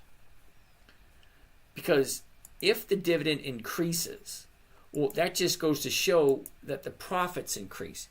Because you can't this can't be right, dude. Okay? Is this right? This thing's only 2 years old? Yeah. This thing's only 2 years old, dude. No. I'm not giving my money to a company that's 2 years old. I don't care how wonderful their future looks. No historical performance. You can have Lee Iacocca come on in and saying, hey, let's turn this company around. Let's do this. Let's do that. Yeah, he has a proven track record of doing shit. He does. However, if it doesn't have 2 decades, that's 20 years. I have enough companies to look at, okay, over 300 that do have 20 years of history behind them showing that they're consistently profitable. I don't want to go after a toddler. Terribly sorry. All right. I don't know how to pronounce that name. I'll just call you Alexander. Okay. The market dynamics reflect economic optimism accompanied by inflation hedging and a strong focus on high-risk assets. Economically, high interest rates or stimulus programs could reinforce this. Oh, that's a big mouthful, but you're missing one major thing. Or I could call it a minor thing. Okay? Mail Town.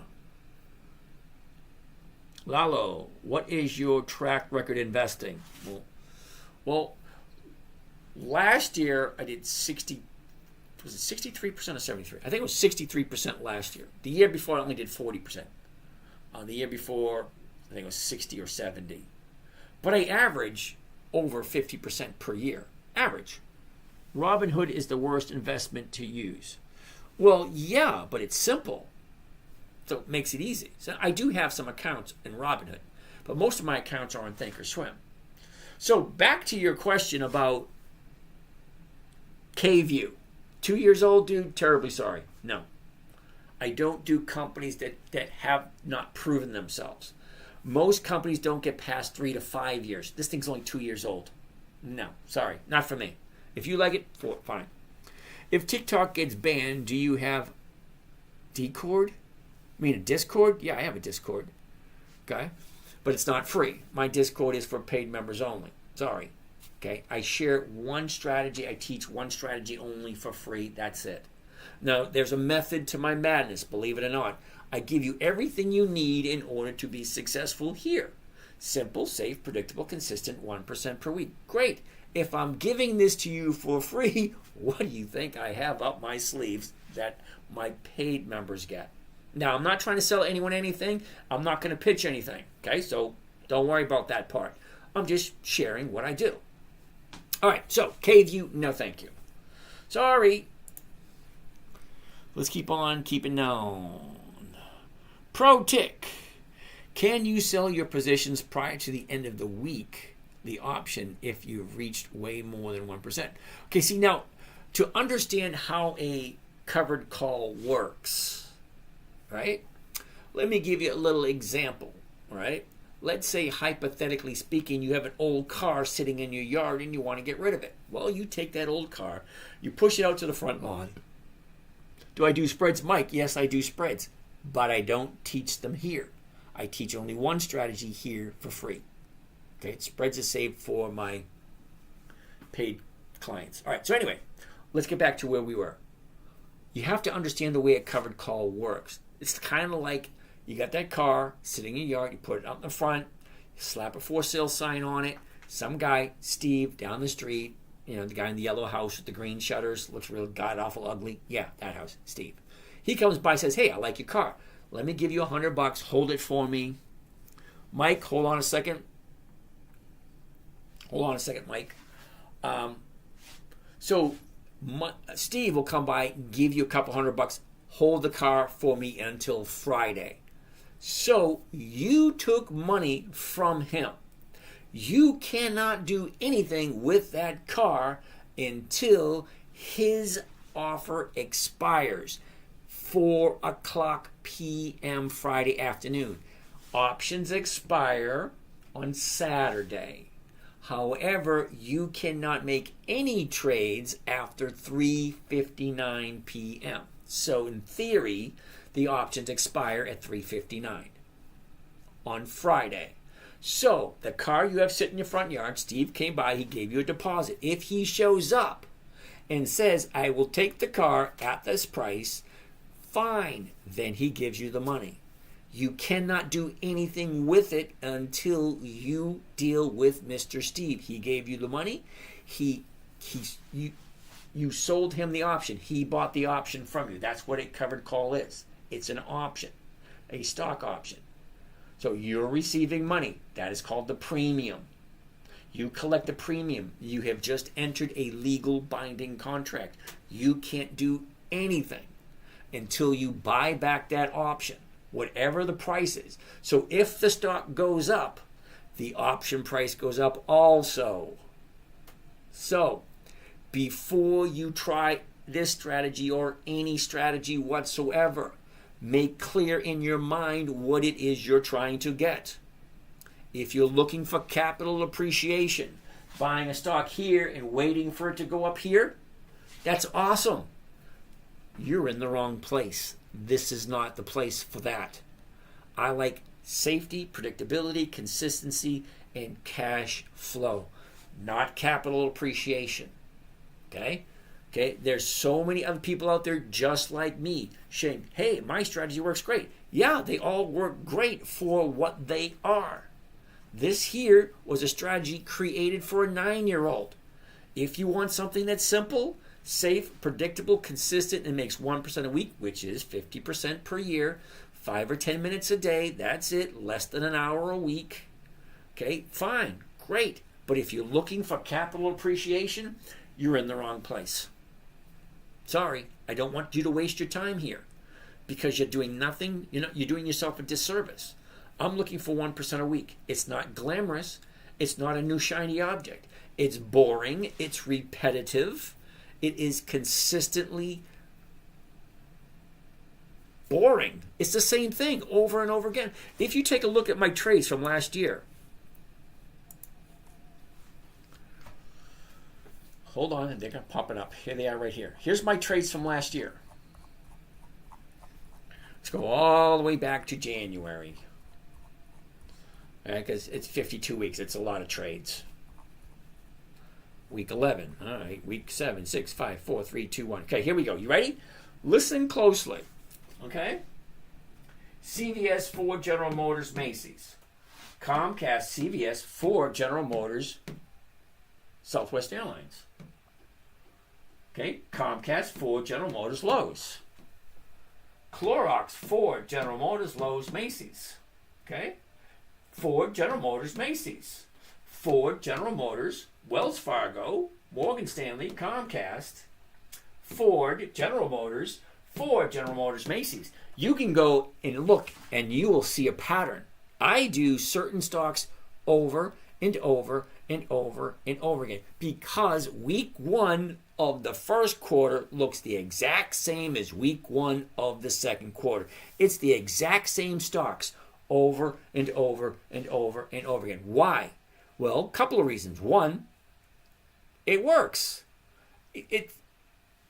Now, I'm a Gen Xer. I don't try to excuse my behavior for any reason whatsoever. I like things that are basically simple. If it works, leave it alone. If it ain't broke, don't fix it. If I get 1%, 2% every single week from Macy's, yeah, I'm going to do it every single week. If I do Ford, Albemarle, JD, Macy's. Okay? Albemarle, JD, Lowe's, Macy's. Okay? If I do the same stocks over and over and over again, it's like, well, this is boring. Why can't we do something new? Because something new is not consistently profitable. NVDY, no. It's a 100K bull. Come on, man. You gave me a bunch of crap last night. Now you give me another piece of crap? Come on. Jonathan, I'm glad I can entertain you. Say, Mikey D, how much is my paid service? Now, Mikey D, I'm on here and I try not to sell people stuff. But if you want to buy something, well, it's there in the bio in my website. Okay, you can go there and take a look. To actually have me one-on-one, just you and I, that's $500 a month. For you to join the morning trading group, that's $100 a month. If you just want the recordings and to listen, to just watch what we did, well, that's only $25 a month. That's up to you. Now, I'm not trying to sell anyone anything, and I come out and I say that first. But if someone asks me, I'll tell them. All right, that's the only reason why I'm saying that. Okay, so 100K bull, NVDY, really? Really? Come on. Arg! NVDY.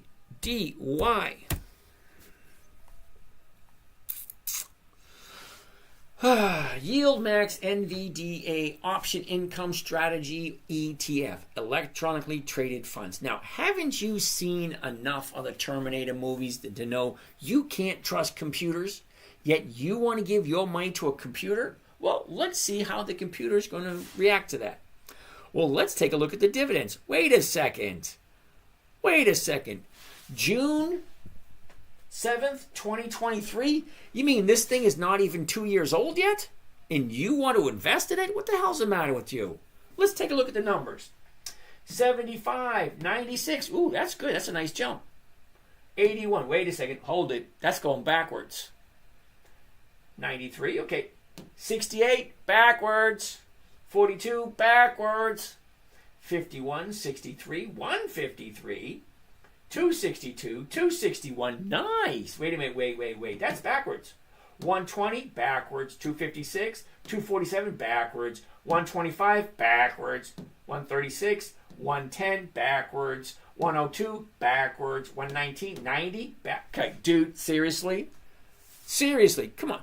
Do you even do research on where you put your money? That's a valid question. I don't care who you are. You go to any investment counselor, anyone who knows anything about money, and say, well, what do you think of the company? Have you done your research? Well, apparently you haven't done any research on this thing. Because if you look at this, and you think going from 96 to 81 is good, or 68 to 42, really? Or how about 260 to 120? 260 to 120. That's more than a 50% decrease. And you think that's good? Seriously, dude. Come on. Lindarella, can you show me how you roll your calls, please? Yes, we'll do that in 1 second. Evelyn, how are you today, Evelyn? Okay, you say you don't really want appreciation of stock value. So do you have a lot of positions losing value? You must sell in the money or roll for debit. No, I never, ever roll for debit. I only roll for credit. And I will roll 1 week out, 2 weeks out, 3 weeks out, 4 weeks out until I can get a credit. Okay, I don't like taking losses. And yeah, some of the stocks I have bought have dropped. But here's the thing. As they drop, I still sell covered calls against them, and I still have income coming in. And the income is still over 1% per week on average. Okay? I average over 1% every single week. So some weeks, I will, in some positions, will get 2, 3, 4%. Some positions may get less. Oh, Evelyn, I like this when someone tells me this. ETF is not electronically traded fund. It's exchange traded fund. Yeah, Evelyn, I'm well aware it's exchange traded fund. You take a good look at that exchange. That exchange is at a computer. A computer is electronic. You're giving your money to a computer to do the trading for you. Okay, so yeah, I know ETF is exchange traded funds. I just like making fun of it because it is giving your money to, you are giving your money to a computer. And a computer runs on what? Electricity. Electronically traded fund is what it is. Don't let anyone kid you that, oh, it's an exchange traded fund. Well, the exchange is run on computers. Computer is run on electricity. It's an electronically traded fund. Without electricity, your exchange would disappear. So, ETF is, you can call it whatever you want. I know it's an exchange traded fund. I just like making fun of it because I don't trust computers. Okay? That's why I write shit down. Okay? I'm old school. Seriously. You want to talk to me? Send me your phone number. I will call you. I will not DM you. I will not do that tech stuff. You want to talk? Send me your number. I will call. No, I have thousands of people stop by every single night. And I say, you want to talk? Send me your number. I'll give you a call. 1, maybe 2 people will send me their number every night. So I call them. And we chat. So, oh, shit, I didn't know you were going to call. You give me a number, I will give you a call. I love talking to people. I love hearing how I can make it better for you. You have an idea? Fine. Send me a number. I'll give you a call. We can chat. Okay, so Lindarella, you want to see how to roll? Here we go. You ready? Rolling is pretty simple. Now, I did not know how to roll 8 months ago. 8 months ago, somebody showed me. I said, holy shit, this changes the whole game for me. Because now I don't have to buy something back and lose money by buying it back. Well, I can just roll it, and that's buying and selling at the same time. So money never leaves my account. So let's take a look. So let's go. Here we go. Harley Davidson. Let's look at Macy's. Wait a minute. Is Macy's a put and a call? Okay. All right, so I get 2 positions on Macy's. Okay, I own 1,500 at 15, and I sold a 15 put also. Okay, so how do I roll it? Looking at the 14 call. All right. Click right. Window opens up. The third one down says create rolling order. Okay, pick the right one, the 14 call right here. Click that. Let's slide this over so you can see the numbers easier. Okay, now I would be buying back the 17 and selling the 24. And I will be collecting an 11-cent credit. Now, 11-cent credit is not 1%. But what happens if the stock increases and I'm at risk of losing? I'll roll it forward for 11 and not pick up the 1% because sometimes that happens. And then you hit confirm and send. And this is what happens. It tells you exactly what the trade is. Okay? And exactly how much credit I'm getting. Okay, so rolling forward is really not that difficult. I don't want to send this. I don't want to send it. Okay? With Thinkorswim, it's simple. Okay, right click whichever one you're talking about. Create rolling order. Okay, see what it is? Look, the 13 strike for 16 cents. Well, that is over 1%. So if I hit confirm and send, here it is. I'm picking up an extra $513. Okay, sell 35 calendars, Kohl's, 100, the weeklies, 31 January 25. That's what I'm selling. I'm buying back the 24 January 25, which is next week. Okay, and I'm collecting 16 cents a share, limit order, and that comes to $513. Now, I actually like the sound of that one, so I'm going to click send. So that went right to the market maker's computer. So tomorrow morning, if he sees it, he'll what do you call it? He'll fill it, and I'll pick up another $500, and I'll roll my position from next week to the week after, 3 weeks out. I'm picking up another 1%, so why the hell not? Can you sell your position? Okay, we already talked about that one. No, you can't. Lindarella, okay, show you. Let's see, we did that one. So funny, you're the best. Thank you, Jonathan. All right, Corey. What if a company does special dividend payouts? Yeah, see, special dividend payouts are special dividend payouts. They have different rules. They're not the same. Who's giving a 50% yield? Okay, you weren't listening at all, were you? Okay, 1001001. When I say I average 1% a week, that's over 50% per year. I say I make over 50% per year, which means I do that. Nobody's giving that. All right. How do I check to see if the dividends have consistently increased over time? Oh, K-Swiss. Easy breezy. Check it out. Here we go. Back to Yahoo Finance. Now, you are going to have to find a financial website that you like. I like Yahoo Finance. You can use Google Finance. You can use NYSE, which is New York Stock Exchange. You can use the NASDAQ exchange. They'll all tell you what they are. So let's say, hypothetically, here we are, NVDY. Okay? Go to Yahoo Finance, put an NVDA in there. All right? Now you come up over to the left-hand side, okay, where it says historical data. Oh, I got a question over here. Can-am. So you are looking for options to hit your strike price by Friday. Yep. Uh-oh. Come on. Come on. Oh, no. There we go. Make that small. Okay, there we go. K-Swiss. Okay, hold on. Okay, so you ready? On Yahoo Finance, on the left-hand column, it says historical data. Thanks, you're welcome. You click on historical data, and you get this right here. Historical prices, dividends only, stock splits, capital gains. You can look at any one of these. I like to look at just the dividends only.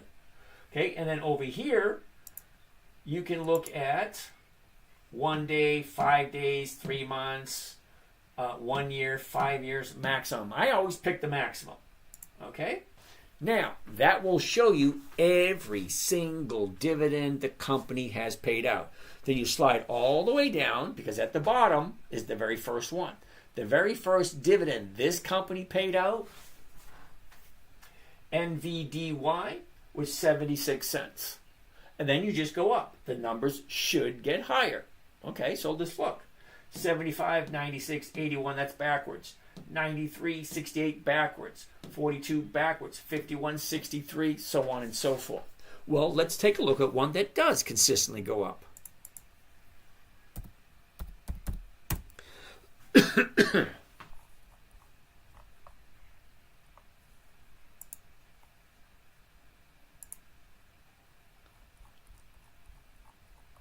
All the way back to the beginning. You ready? Here we go. 8, 9, 10, 11, 13, 16, 20, 23, 28, 31, 36, 39, 42, 46, 51, 56, 62, 68, 75, 83. Each and every single one higher and higher and higher and higher. That is what is called consistent profitability. Coach Joel, what's happening? Consistent increased dividends. Consistent increased profits. Same thing. The dividend cannot increase unless the profits increase. So if the profits increase and a dividend is a portion of the profits, well, the dividends go up higher.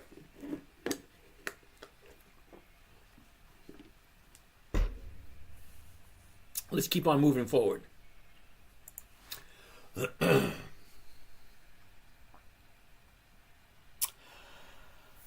Ooh, do you feel Tesla will go to 800? Sure it will. Thoughts on Disney? D-I-S. Disney. Here we go. Disney. First thing I always want to see. The high, the low. Where was it? Where is it? What's the movement? Up, down, up, down. It's going to be a no this week because it's actually coming down. Look at the last couple of weeks. Okay? Here's the last couple of weeks.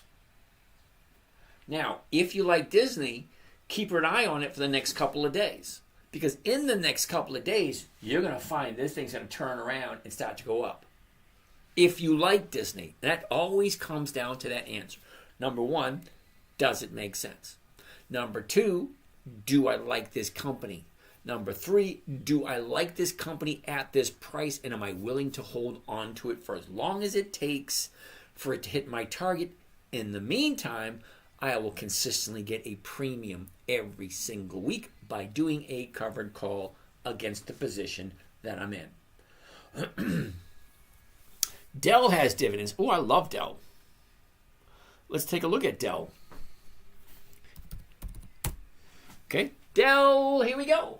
High, low, where was it? Where is it? What's the movement? Up, down, up, down. Don't look that. Wait a second. That looks kind of good right there. Doesn't look at it first, but if you take a close look, it looks good. So let's take a look at the numbers. 110.44. Well, the 110 or the 111 is going to give it to you. And they both are over 1%. The 110 is a safer trade, where the 111 is more profitable, but the stock has to go up because the stock is at 110.44. So the stock has to go up to hit the 111. But it doesn't have to do anything to hit the 110, and you're still making over 1%. So it's a matter of where do you think the best place for your money would be? And that's a very valid question. Do you want profitability? Well, then go for the 110, 111. If you want safety and consistency, the 110. I personally would do the 110 because it's a safer trade. Because I'm 60, I don't want to have to go back to work again. Okay, I was wrong button. How you doing? I was going to the beach one day. Actually, I was going to my boat. So I bought a boat, and me and my significant other last year were supposed to take the boat and go to the Caribbean for the winter. Okay, it was a nice boat, 42-footer, nice. So anyway, I was onto the boat to go put some gas in. I stopped, at the gas station, and this guy shows up.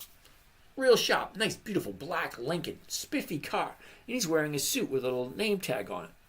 So down here in Florida, retirement place, I knew that was, he worked at some resort.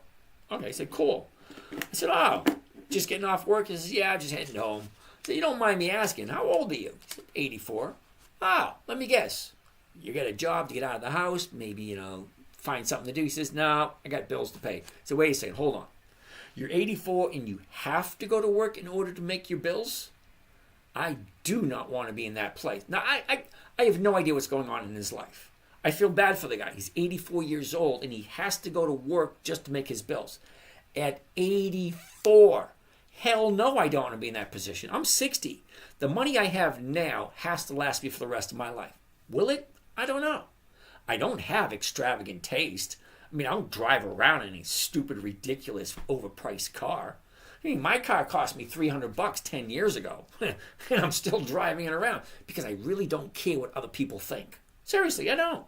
I don't care if you look down at me because I drive an old piece of shit. It gets me from point A to point B. And I think it's fun because if it breaks down, I take everything out of it and I walk home. And I go out and buy me another piece of crap. Because I'm not into that superficial keep up with the Joneses crap. But that's me. You guys got to figure out what works for you. Anyway, let's keep on going.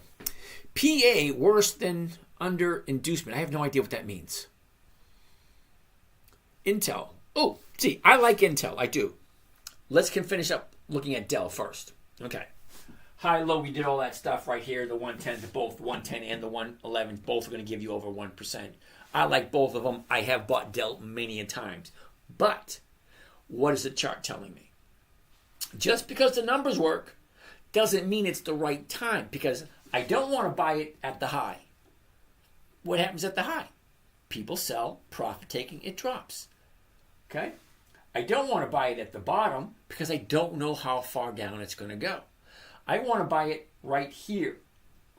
After it hits the bottom, turns around and starts to go back up again.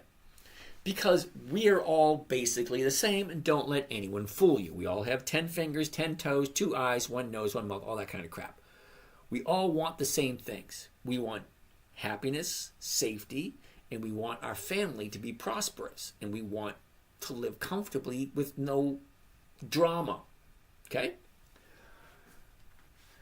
If you go from $80 all the way up to $180, that is over 120% increase in 1, 2, 3, 4 months. That's a nice increase. And if you really think it's going to continue going up and no one's going to take profits, you're kidding yourself. John, what do you got for me? Do you ever buy back the option you sold earlier than the expiration on Friday if the stock drops and the option price drops significantly? Of course I do. I roll it forward. It happens all the time. Now, John, I'm going to get to this question a little bit. Let me finish up with Dell first. Okay, so a year ago, 80 jumps up to 180. That's over 100% increase. Profit taking, it drops back to 90. Okay, over 120% increase, a 50% drop. Look at this, almost the same distance from here to here, 120% increase, but from here to here, it's a 50% drop. From 180 back to 90. That's a 50% drop. So what happens there?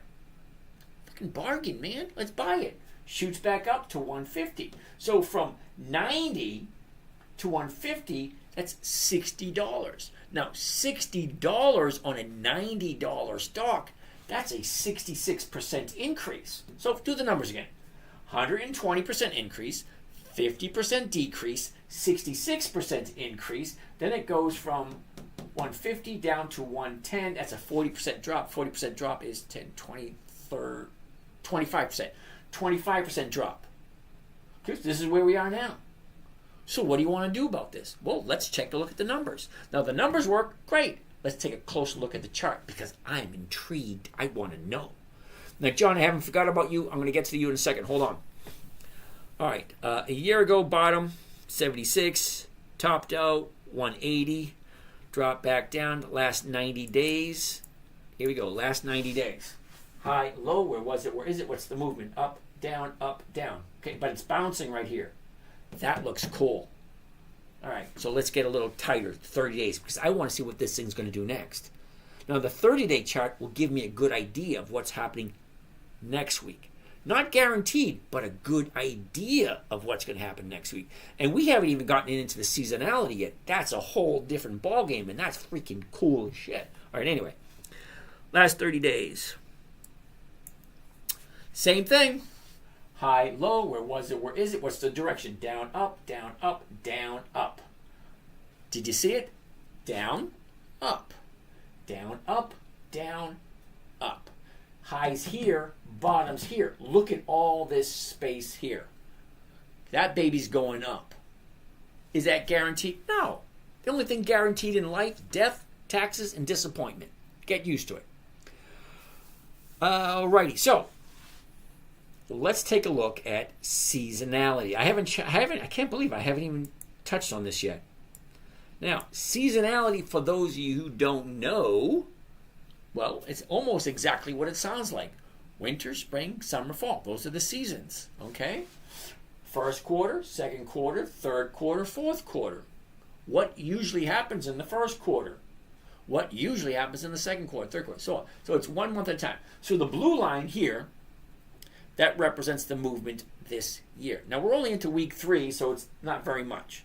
But the red line, that represents 10 years worth of data.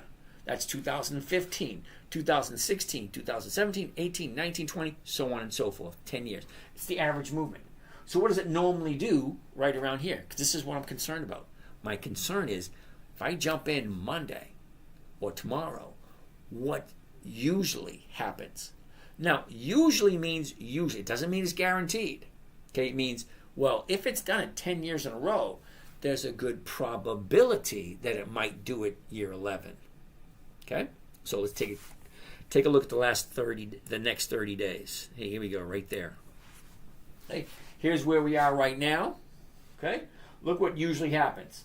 It usually flatlines, and then towards the beginning of February, goes up a little bit. Okay, usually just flat, and then slowly goes up in the beginning of February. Nothing major to write home about. All right. Let's keep on keeping on. Got to make the best of a bad situation. All right, so I like this company at this price. I'm going to write it down for next week's consideration. Wow, I got a bunch to look at next week. All right.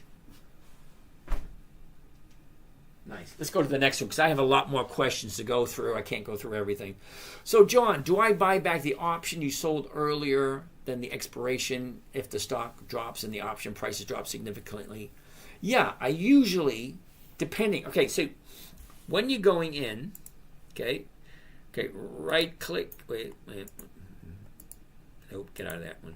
Right click, view trades. Okay, so Here's where I paid for the stock right here. Here's my price.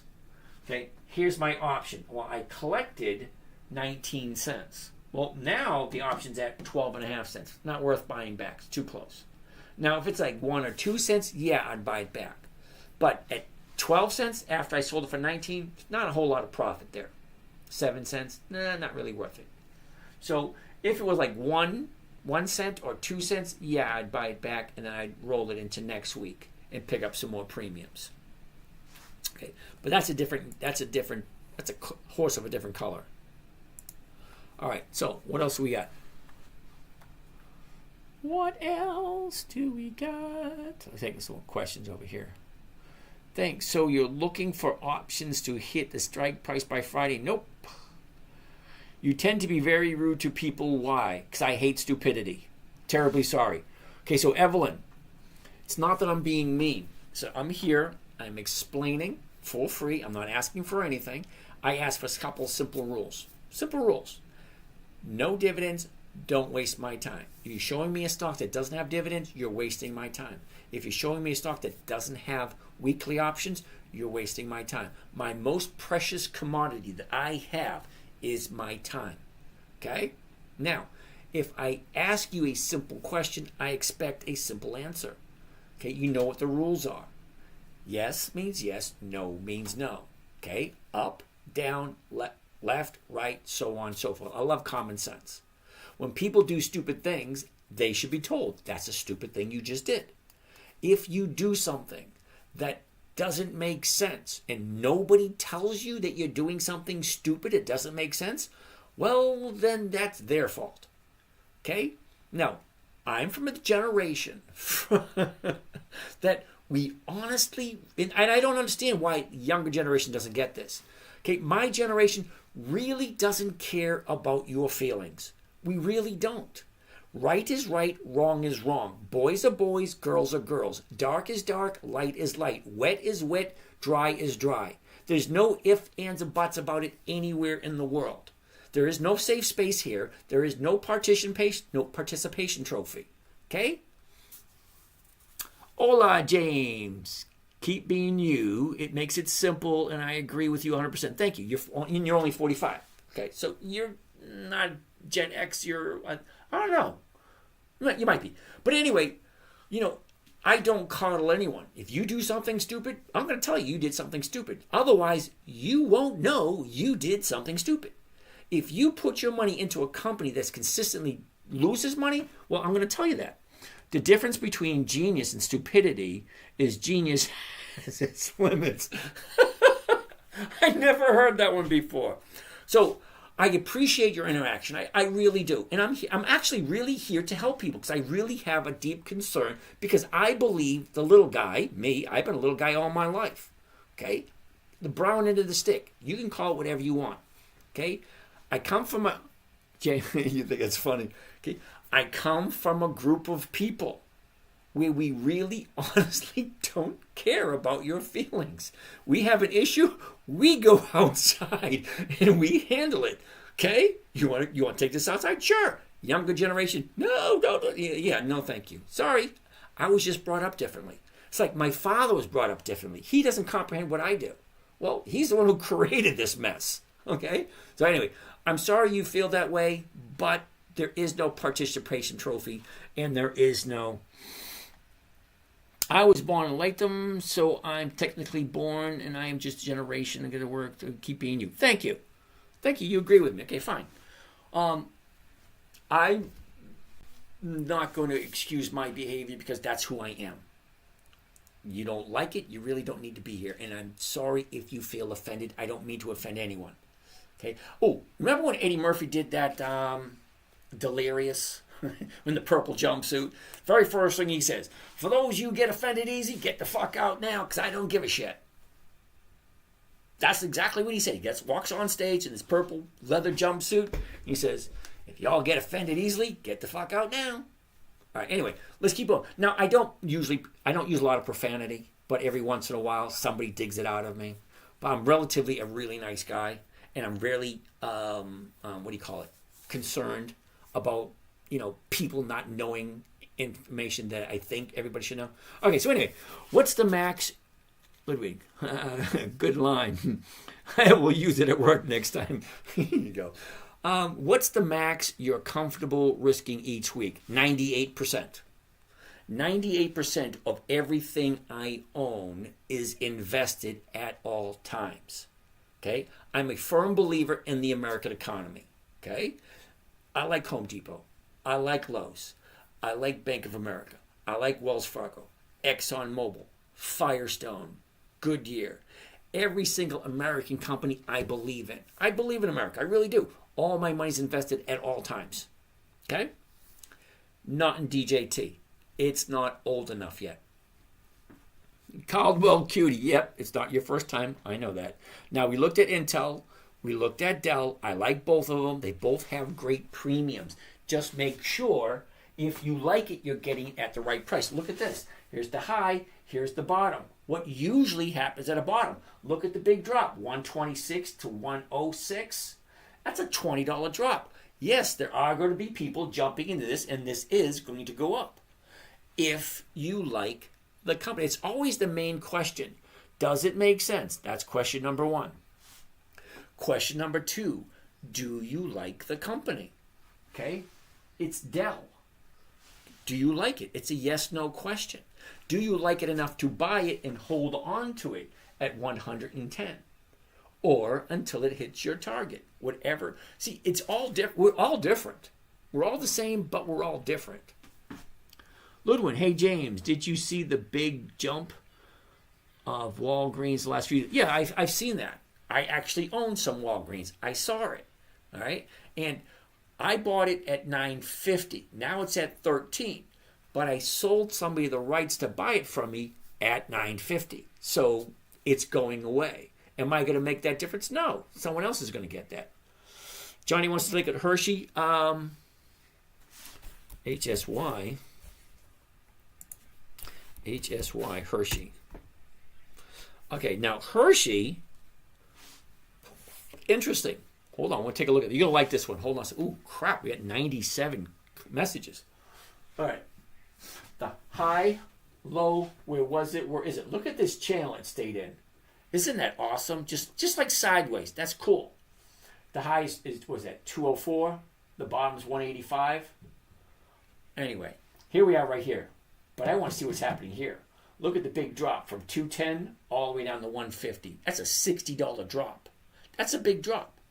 We'll take a close look at it. But what do the numbers look like? If I buy it tomorrow at 156, well, the 157 to go for 55, that's no. The 155 is going for 160 to 350.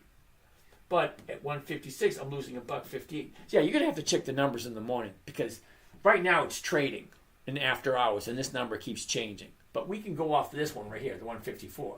So we'll be looking at the 155, which is right here. So that number does work. Okay? So let's take a gander. The high of the year, 212. The low of the year, 150. Jamar, thank you, sir. You're welcome. Last 3 months. Okay? Here's the last 3 months. Here's the high, here's the low, here's where it was, here's where it is. Look at the movement. Down, up, down. What's happening here? That is a possibility that today it's turning around. Yesterday is lower than today. So today is actually higher. Okay, so that means she could be moving up. Now, I like 2 days to the upside to isolate the bottom. So let's go. Here we go. Okay, here's the top, bottom. Yesterday was lower. Today's a little higher. So one more day to the high side, and then I'll be jumping in on Monday or Tuesday. James, I know Intel is on your list. Yes, Intel is on my list. So is Hershey. But is it the right time? Just because it's on the list, just because the numbers work, doesn't mean it's the right time to buy. Because it always goes, is that still in your list? Yes, it is still in my list. All right, so let's keep on going. Double top. Yep, saw that. DJT has no dividends based on political, but yeah.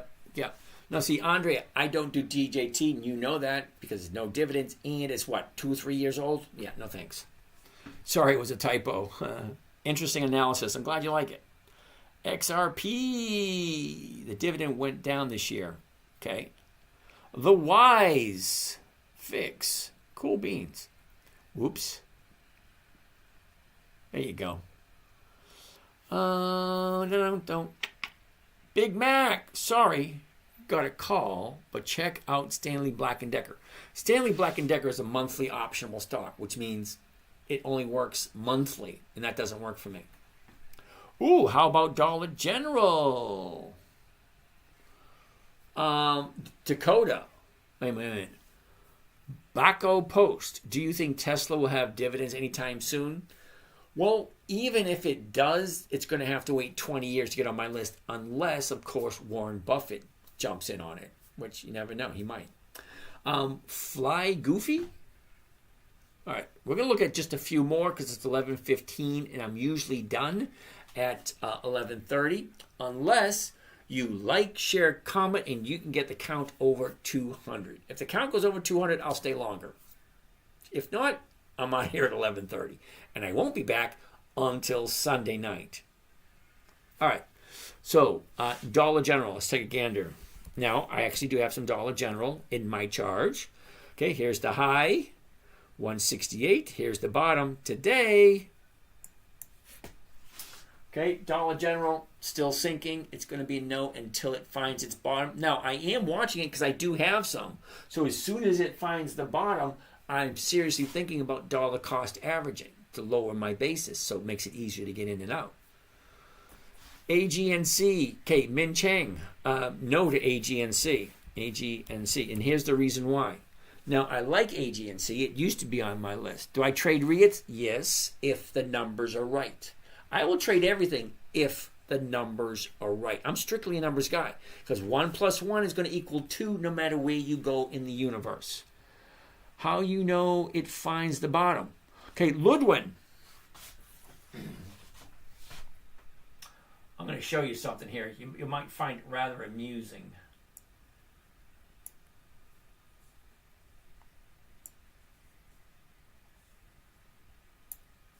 Okay.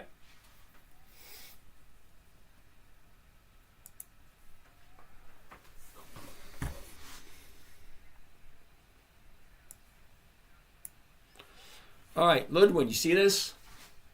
Here's the high, here's the low, here's where it was, up and then down.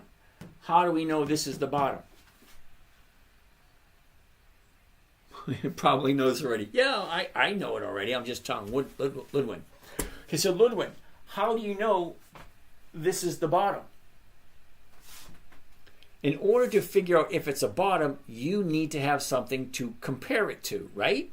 Well, you have something to compare it to on the left, but you have nothing on the right. Okay? So you have no comparison on the right, so you can't compare what's coming next. So let's go one day at a time. Very next day, now look, it looks like the bottom because you have one day on the left, it's higher, one day on the right, it's higher. Now, me personally, I like to have 2 days on the right going to the upside. So let's take a look at another day. Uh-oh, look. See? That wasn't the bottom, even though I had one to compare it to. Well, now this is the bottom. But is it really? Because we have something to compare it to on the left, but nothing on the right. So let's go another day. Uh-oh, look at this. Even lower. But now we have one on the right that's higher. Only one. I like 2 days to the upside, and then on the third day is when I will jump in. But that's me. You have to decide what's the bottom for you, because we're all different. Some people like 3 or 4 or 5 days to the upside. Okay, so let's go one more day. Okay, 2 days to the upside. So this looks like the bottom. Okay, on the left, we have 1, 2, 3, 4. All these. Look, it's coming down, and it's here. But on the right-hand side, we have 2 days that are higher. So, could we call this the bottom? We could. I like 2 days the upside, and then on the third day, if it's higher than here on the close, which was 906, that's the number right there, 906, see? Open, high, low, close, range, yield. I have no idea what the Y means. So, if the next day is higher, that's the day I want to jump in. Okay? That's where I want to jump in at the opening of the day, because the opening of the day is higher than the previous day's close. So that tells me, yes, this is the bottom. That makes a lot of sense. I totally get it now. I just started investing June last year. Love your strategy. Well, thank you. You're welcome. So that's how I tell where the bottom is. You need to have something to compare it to. All right? All right. So we're at 11:19. We're not going to look at any more stocks. I'm just going to answer the rest of the questions because we have 99 more questions. So let's see what we can do. All right. All right. Soyo, sorry, we're just a little bit past looking at stocks. Well, I got a splinter. That sucks. Well, that's no fun. I was doing some work today at Mom's house. All right. K-Look. Don't know. GEV. We're going to have to check it again tomorrow. Now, I'm here every night. So if I didn't get to your questions tonight, take a look tomorrow. James. We ain't investing. We are trading. It depends on how you look at it. K-Lip. How do you check the dividend history? K-Swiss. We already answered that question. Chad. Hello. Is Divi good? DVY? No. Okay, we already checked K-View. Sorry, I was trying to type WBA. You already answered. Thank you so much. You're welcome. Rodfather. What about Texas Instruments? I love Texas Instruments. GE Vernova. Never heard of it. Are you looking at Intel this week? We already looked at Intel. What is the minimum to invest and get dividends next week? ACDC, how are you today? Sandy, Riley. Ooh, I got a bunch of Riley. So you sell for the same price? Yeah. Well, think about it. If I buy for $100, collect a 1% premium, and then sell it for $100, what do I get out of it? I get the 1% premium. If I do that every single week, well, that's 52%. Doesn't that, holy shit, that makes sense. Think about it. If I buy it for $100, I collect 1% premium just so that I can sell it to someone else for the exact same price I just paid for it. And I get 52% at the end of the year. That's 1% every single week. That's my goal. 1% every single week. That's over 50% per year. So at the same price. Can you show us the seasonality chart for WBA? Lindarella.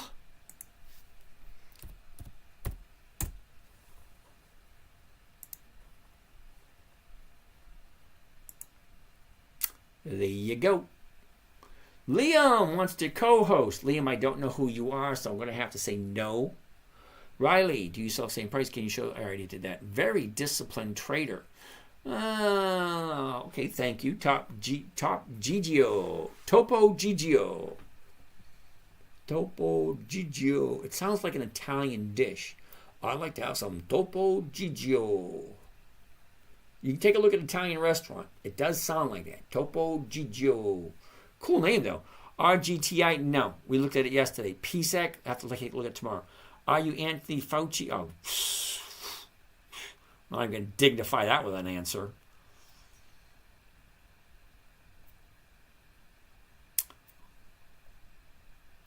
AGSA, KView, blah, blah, blah. I'm going over the rest of the questions. See what I get. Riley, I love Riley. Yep. PSEC, are you... Okay, what are you doing? Okay, yeah. Nick Young, cool it. Do you trade futures? No. I used to trade futures years ago when I was younger. What's the name on YouTube? The 10-Minute Trader. So if you go up here to the top left, you come to my bio. That's where you find all the stuff I have for sale, and you also find all my links. I got a whole bunch of those. Caldwell Cutie. All right. Jason, what's happening? Can you give us a sample of a bad trade? Yeah. I'll point out SCHD, QYLD, QYLA, all those. Where do I go to see the charts you're looking at? Okay, God's Goodness Podcast. Ooh, it's an interesting name. The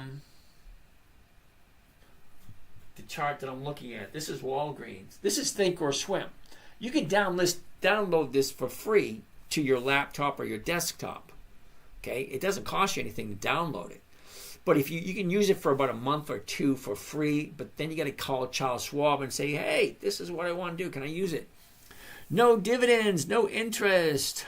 I like your t-shirts. Yeah, Ludwig, I will have these available for sale on my website soon, I hope.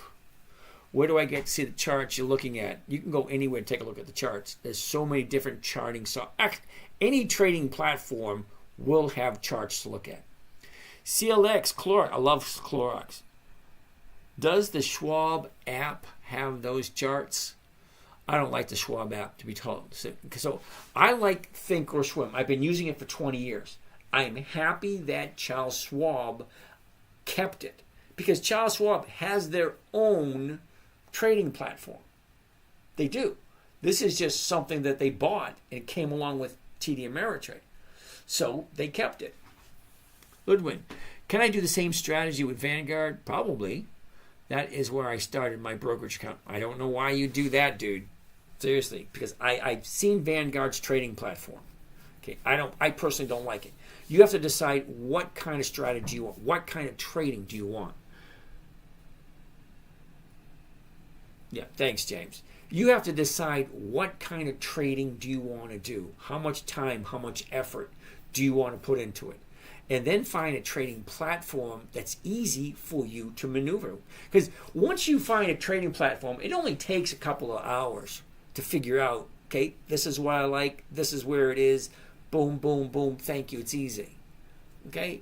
But I've been using this one for 20 years and it's everything I want in it. I like your strategy, so I have to move it to yours, make it easy. It would make it easy. But, perfect, thank you. Exactly what I wanted to know. Product, way to go. He's just rolling over his option contracts, thank you. Do you just trade or hold long term? Okay, John, the longest I've ever held anything, 9 months. And I didn't do it because I wanted to. Okay, I bought Kimberly-Clark 2 or 3 years ago. It dropped. It went back up, and then I finally sold for a profit. But here's the thing, John. While I owned it for 9 months, I collected 3 dividends in over 30 premiums. A premium you can collect every single week. 3 dividends, over 30 premiums. It was a very good trade. I held it longer than I wanted to, but it is what it is. It's part of the game. Let's keep on going. God Goodness Podcast. Do I want a margin or cash account in the Thinkorswim? Hold on. We can't use TOS. Actually, you can use TOS in Canada. You have to use a VPN, so they think that you're in the United States. There's a way around everything. If there's a way, if there's a will, there's a way. That's the way it goes. All right. Concerned citizen, are you sitting on any down stocks? Yep, I have a bunch of them that are down. I bought US Steel at 41. It's now at 34, I think. Hold on.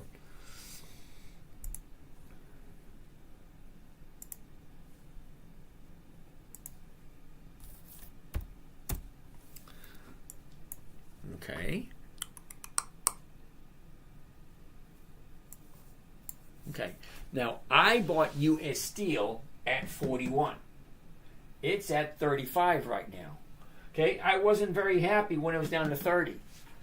But I didn't sell it because it's US Steel. Okay? I don't ever buy anything unless I have the intention on holding it for the rest of my life. Now, most people would buy US Steel and just hold it for decades. Well, that's my intention. But if I can get 1, 2... Now, we got like 4 or 5, 6% on US Steel for the first couple of weeks we had it. It was crazy numbers we were getting. Okay? Because sometimes it's good, sometimes it's not. But once she hits here, well, now I'm only getting 0.5%. So I got 5 or 6% when it's up here, but down here I only got like 0.5%. But I didn't sell it. So here, now we're getting 1 or 2% again. But I have no intention in selling it until it goes back up over 41 where I bought it. I have no intention to ever sell anything at a loss. I will roll it forward. I will dollar cost average. I will do whatever it takes to not have a loss. Okay, hope that happened out. James, will you be on Sunday even though Monday's a holiday? Yes, I will. Okay, I had a certain schedule. Last year I did every single day. I only missed 6 days. 359 days I did last year, 2.5 to 3 hours every single day, and morning times too. So I'm on in the morning and I'm on at night every single day last year. This year I'm taking Fridays and Saturdays off. Okay, all right. So concerned citizen, let me think.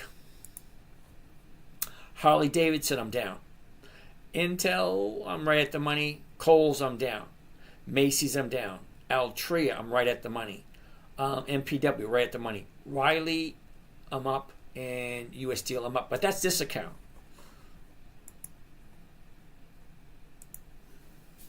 Okay. CVS, Foot Locker. Yeah, a lot of these are down, but I still make over 1% even when they're down. CH. Do stocks do well during World War economy level productions? Will they close the markets during World War One and World War II? You know, nobody's ever asked me that question. I honestly don't know. Was the stock market open during World War One and during World War II? That's a good question. Now I know Clorox, General Motors, Ford, Colgate, Palmolive, Procter and Gamble, Wells Fargo, Bank of America. They were all in business during those times, and they're still in business now. They've seen all that crap. I don't know if the stock market was. That's a good question. I love that. That's a great question. Of course it was. I don't know. Does Schwab also pays interest sitting in the brokerage account as Vanguard? Yes, it does. All right. Are you sitting on? Yes, I am. Sitting on down stocks. All right. Okay. Concerned citizen, you already asked me that question. Bros, is this Aragorn? No. I heard Wells Fargo did well during that time. Okay. Average 1% a week for a year is, yeah, it's over, I think it's like 67. Hold on a second. Let's figure this out.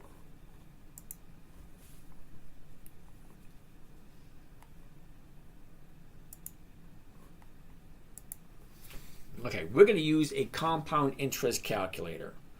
Okay, let's start out with $1. And we are going to that, and we are going to 1% every single week for 1 year, and that comes to 68%. Okay? Compound interest calculator, $1 compounded at 1% every single week comes to $1.68 at the end of the year. That's a 68% increase. So there's your answer. 1% compounded every single week is 68%. Simple interest, 52. Compounded, 68. Top chat. What are we looking at? I got a question here. What was it? Copilot says stock market was closed for majority of World War I. Stock market was open all of World War II. Okay. Reaper Jr., what's happening? PNE. Okay. Bro is outdated. Yeah, probably. Average 1% a week is 2 year is. Okay. Load Chappy GT. Yeah, no thank you. I don't like computers. I don't know why you don't understand that. Lindarell, thank you. What's this site called? Dividend Stock Talk. Intel. We looked at Dividend Talk. Hey, James and everyone. Well, hello and how are you? I don't know how to pronounce that name. KView is spun off from Johnson & Johnson. Yep. All right. Do I trade options? Yes, I do. Whirlpool. Yeah, I like Whirlpool. You should join a band. You have a good voice. Yeah, no, I don't. That's what he's talking about. I've been tracking all the orders daily. Any tips? Nope. I don't give tips. I don't give suggestions. CAG. Cool. Okay, Carol, Whirlpool. I like Whirlpool. Don't get me wrong. Ask me tomorrow. Copilot is wrong. The market was open during both wars. Okay, James, what was your total profit last year? Well, remember, I had 6 accounts last year. This year I have 7. Okay, I did one. Look at it this way. I averaged over 1% each and every account. How's that? Bad to do. I have no idea what that means. Caldwell Cutie, what's your thoughts on ExxonMobil and Tesla? Yes, total. Yeah, over 1% every single week. Okay? One account was 63, one account was 73, one account was 33, but that's only because it was only 6 months. But it did average 1.2% every single week. Okay, and there was another one. There was another one that was over 100%. But we're not talking about that one. Exxon just went up quite a bit recently, and Tesla has dropped significantly. Okay, cool. No sugarcoating. Why sugarcoat it? We're not children, okay? We are adults. If you can't take the heat, get out of the kitchen. You can't fix stupid, though they say. No, you can't. Put lipstick on a pig. Why people are so silly. He's helping people why they hate. Thank you very much. I like that. I don't get it. I don't get it either. I'm here to help. If you can do something stupid, I'm going to tell you, you're doing something stupid. If you have fragile feelings, well, you shouldn't be here. All right, yep. All right, Caldwell Cutie, I'm writing 115 calls for 321K. It's my first week trying options. Ugh. Now, see, hold on a second. Goodwin, you think well, hold on. It's an interesting question. Do you think with 50,000, hold on. Do you think with 50,000 this can be done?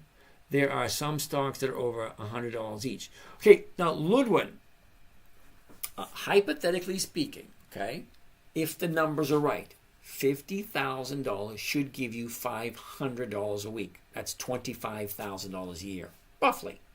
Okay? Now, there are stocks that I trade that are $3, $4, $5.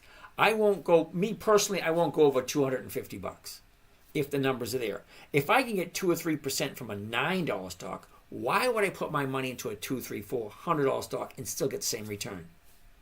Think about it. Okay, if you can get the same return from Kohl's, Nordstrom's, Macy's, Ford, General Motors, why take the risk and put it into companies like Costco, Tesla, the ones that are over $100, $200?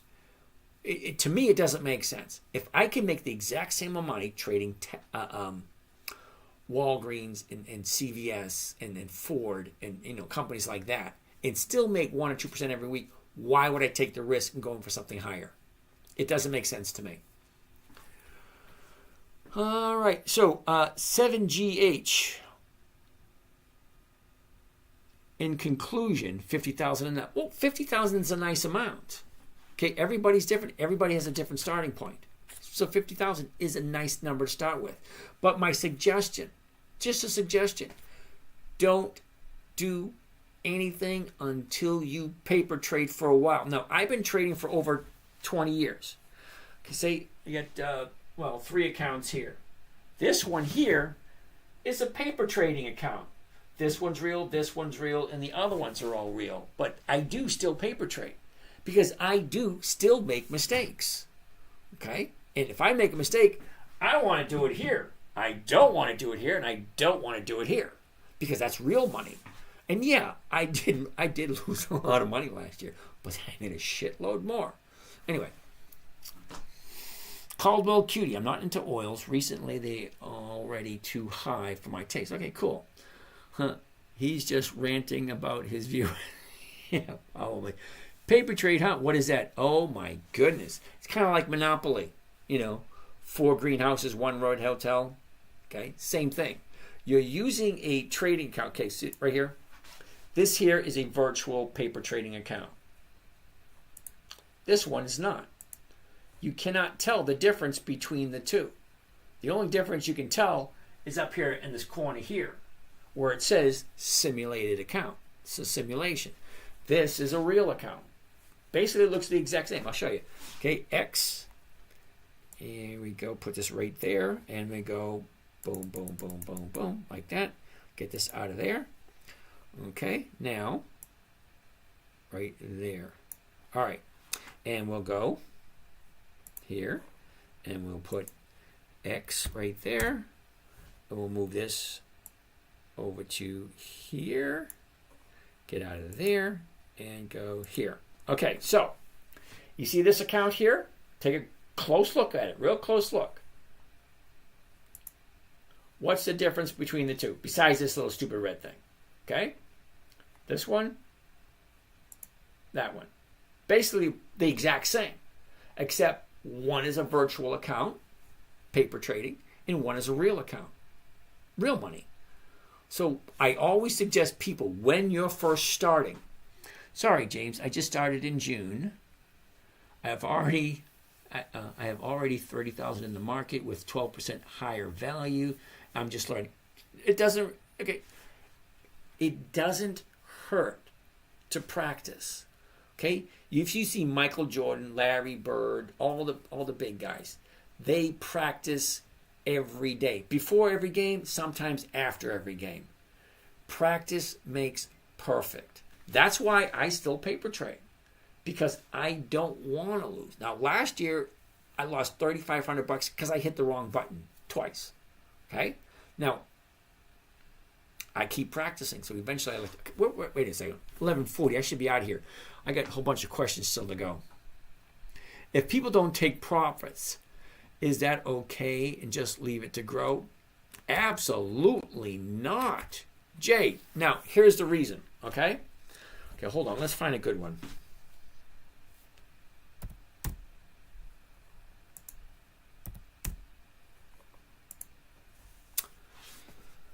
All right, Jay. Question. I just missed that question. Yes, I want to do paper trade. I live it and I will try this soon. Got it. Cool beans.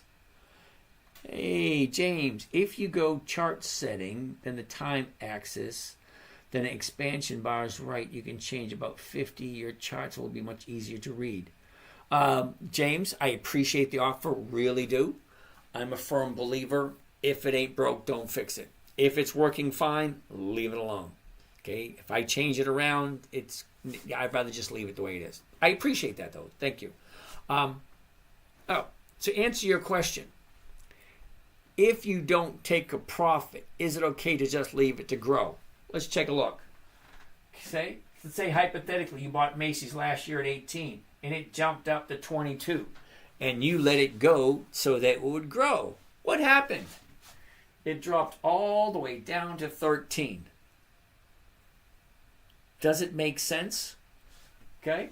If you bought it here at 20 and it kept growing and growing and growing, awesome, it's going up, up, up, and you want it to keep going, you don't want to sell it, well, fine. Now it's, 22 to 13, that's $9 decrease. $9 decrease on a $20 stock, that's horrible. Guy, what are we talking about here? Investing for weekly cash flow using dividend stocks. That's horrible. Horrible. Come on, close. There we go. Don't need to see me that close. So here's the thing. What did he say? Okay, Jay. Which one? We're looking at Macy's. So Jay, here's a question for you. It's not a question, it's more like an observation. It ain't a profit until you take it. Holy crap, I have 3 stocks over 50%. Should I sell them or partially sell them? Okay, so Ludwin, this goes for you too. It ain't a profit until you take it. Okay, stocks go up, profit taking, it comes back down. Goes up, comes back down. If you do not take your profit, you will most likely lose it. Now, what is the advantages of buying a stock at 18, shooting up to 22? If you don't take that profit, what happens? It drops, goes up, drops again, goes up, back down again, back up, back down again. Now you're at 1387. It happens with every single stock. They go up, they go down. They go up, they go down. Let's take a look at Apple.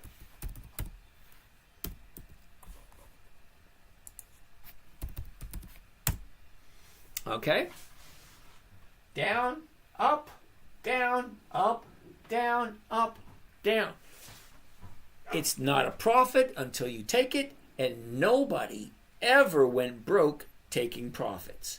If you like Apple, great. You buy it. When it goes up, sell it. When it goes back down, buy it. When it goes back up, sell it. When it goes back down, buy it. When it goes back up, sell it. When it goes back down, buy it. When it goes back up, sell it. It's the same company. You're just getting out, getting in, getting out, getting in. Take the profit, move on. Take the profit, move on. It's not that difficult. Not a profit until you take it.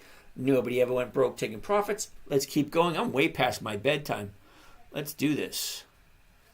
If it dips below 109, I might reconsider. Yeah, they're all up too much now. That's good. Okay. What, the Vertex Pharmaceutical? Never heard of it. What do I think about Rivian? I love the idea of the car, of the truck. I do. But they're not old enough and they don't have enough dividends. Is it okay to leave your money and not take profits? You can do whatever you want. Be 100% honest with you. Really. But it's not a profit until you take it. It's not a profit until you take it. Are you doing the West Call today? No, I'm not. I'm not doing the West Coast. Because I used to, at the beginning of the year, I said, you know what? Let's see what the West Coast has. Okay, so for the first week, I did the East Coast, 9 p.m., and then I did the West Coast at 9 p.m. The people on the West Coast are weird. Okay, a lot of them are rude. A lot of them don't make... Okay. I didn't have a good experience each and every time I did it.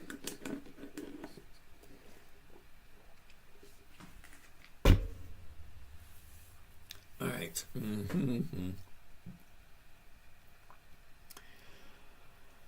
No, what do you think about Fortisnet? Never heard of them.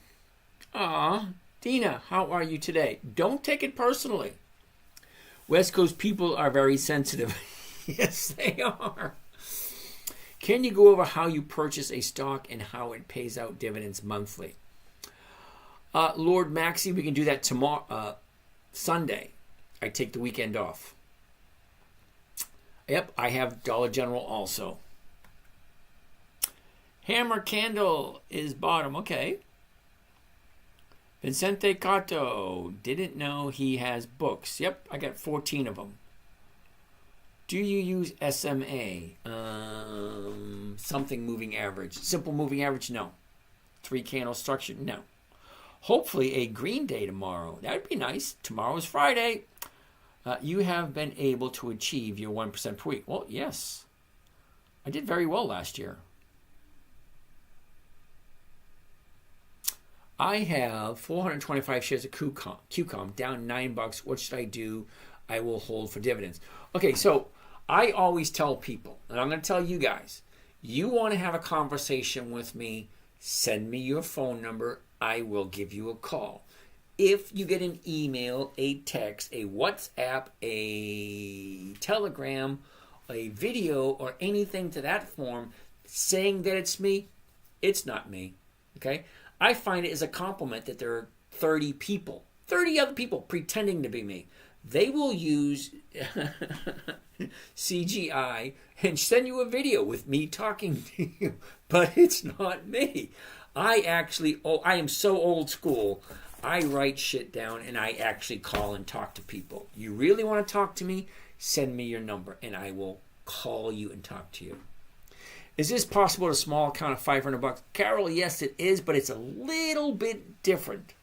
Okay? Because now my grandson he started out his account with $50. Okay? So his strategy a little bit different, but kind of the same details. Just a little couple tweaks differently. Vale, 11.5% dividend. What do you think? Johnny Ringo, haven't heard from you in a while. Squirrel 1, what do you think of high dividend stocks like SACH and ECC? How about no and no? Okay, if it doesn't have 20 years, 2 decades of consistently increased dividends, that doesn't mean up, down, I mean consistently increase, like 1, 2, 5, 7, 9, 11, 13, 15, 30, 37, higher and higher and higher. Okay? If you're thinking about buying a stock, take a look at the dividends and how consistently have they increased. Are they profitable or are they not? Ludwin, one day when I retired, I also want to have a similar story as the squirrel story. Do nothing but watch the Mother Nature. Yeah, actually it was a chipmunk. Wasn't a squirrel, it was a chipmunk. Sat there, nice comfy chair, drinking, I think it was a Mike's Hard Lemonade. Drinking Mike's Hard Lemonade, just sitting there watching the chipmunk. Up the tree, grabs a nut, come down the tree. It was a black walnut tree. Big, huge nuts. It's like twice the size of his head. It was weird. Anyway, Carol, I'd definitely like to have a convo with you. Lost my job. Need this to help a little. Is that okay? Yeah, Carol, what I tell everybody, every night, you really want to have a conversation with me, send me your number. If you get a text, an email, a WhatsApp, a Telegram saying it's me, It's not. I do not communicate that way. I actually pick up the phone because I like to hear people's voices. I like to hear their story. I like to help out. Send me your number. I'll give you a call. You're welcome. I can call you tonight if you want, or I can wait until tomorrow. Ludwin, what's your favorite drink? Every night you're drinking something. It's not really a favorite drink. It is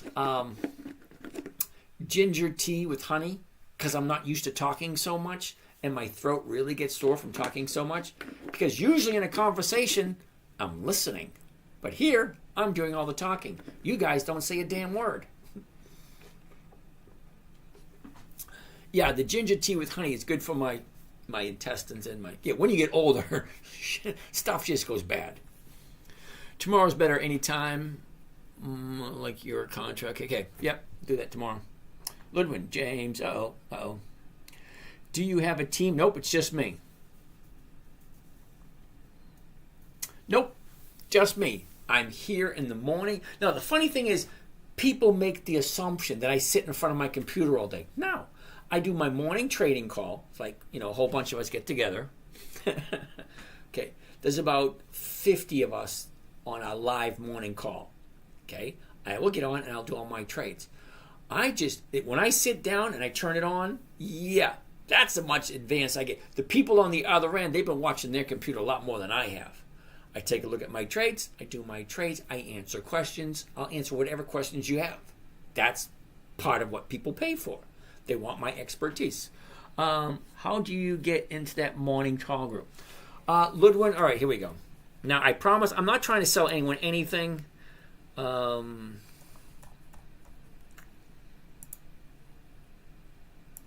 Okay, the10minutetrader.com. Here it is right here. That right there. Trading live online. Okay, right? You go to the10minutetrader.com. You click that right there. Come on, here it is. I like doing that.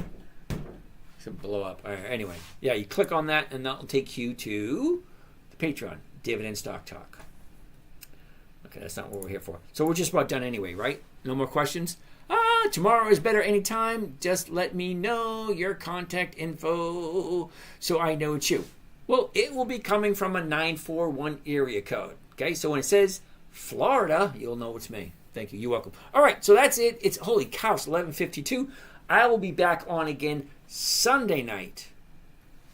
So I'll see you guys Sunday. Just to let you know, Sunday is my birthday. I'll be 61. Can you believe that? 61. I never thought. What's 61 supposed to look like? What is 61 supposed to look like? I have no idea. Thank you. You're welcome. Where can I send you my contact information? Your best bet is sending it from TikTok, because I answer that one.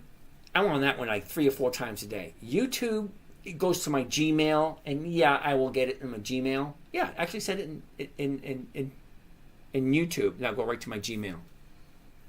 Happy early birthday. Thank you. All right, so I am done. Thank you for showing up over here on Facebook. Yay! Over here on Instagram. Double yay! And now, I don't look 61. Thank you. I don't feel 61 either. Believe it or not, I still play soccer in the over. I used to play in the over 60s club, but now I got to get out there with the youngsters. Okay, every Sunday we play.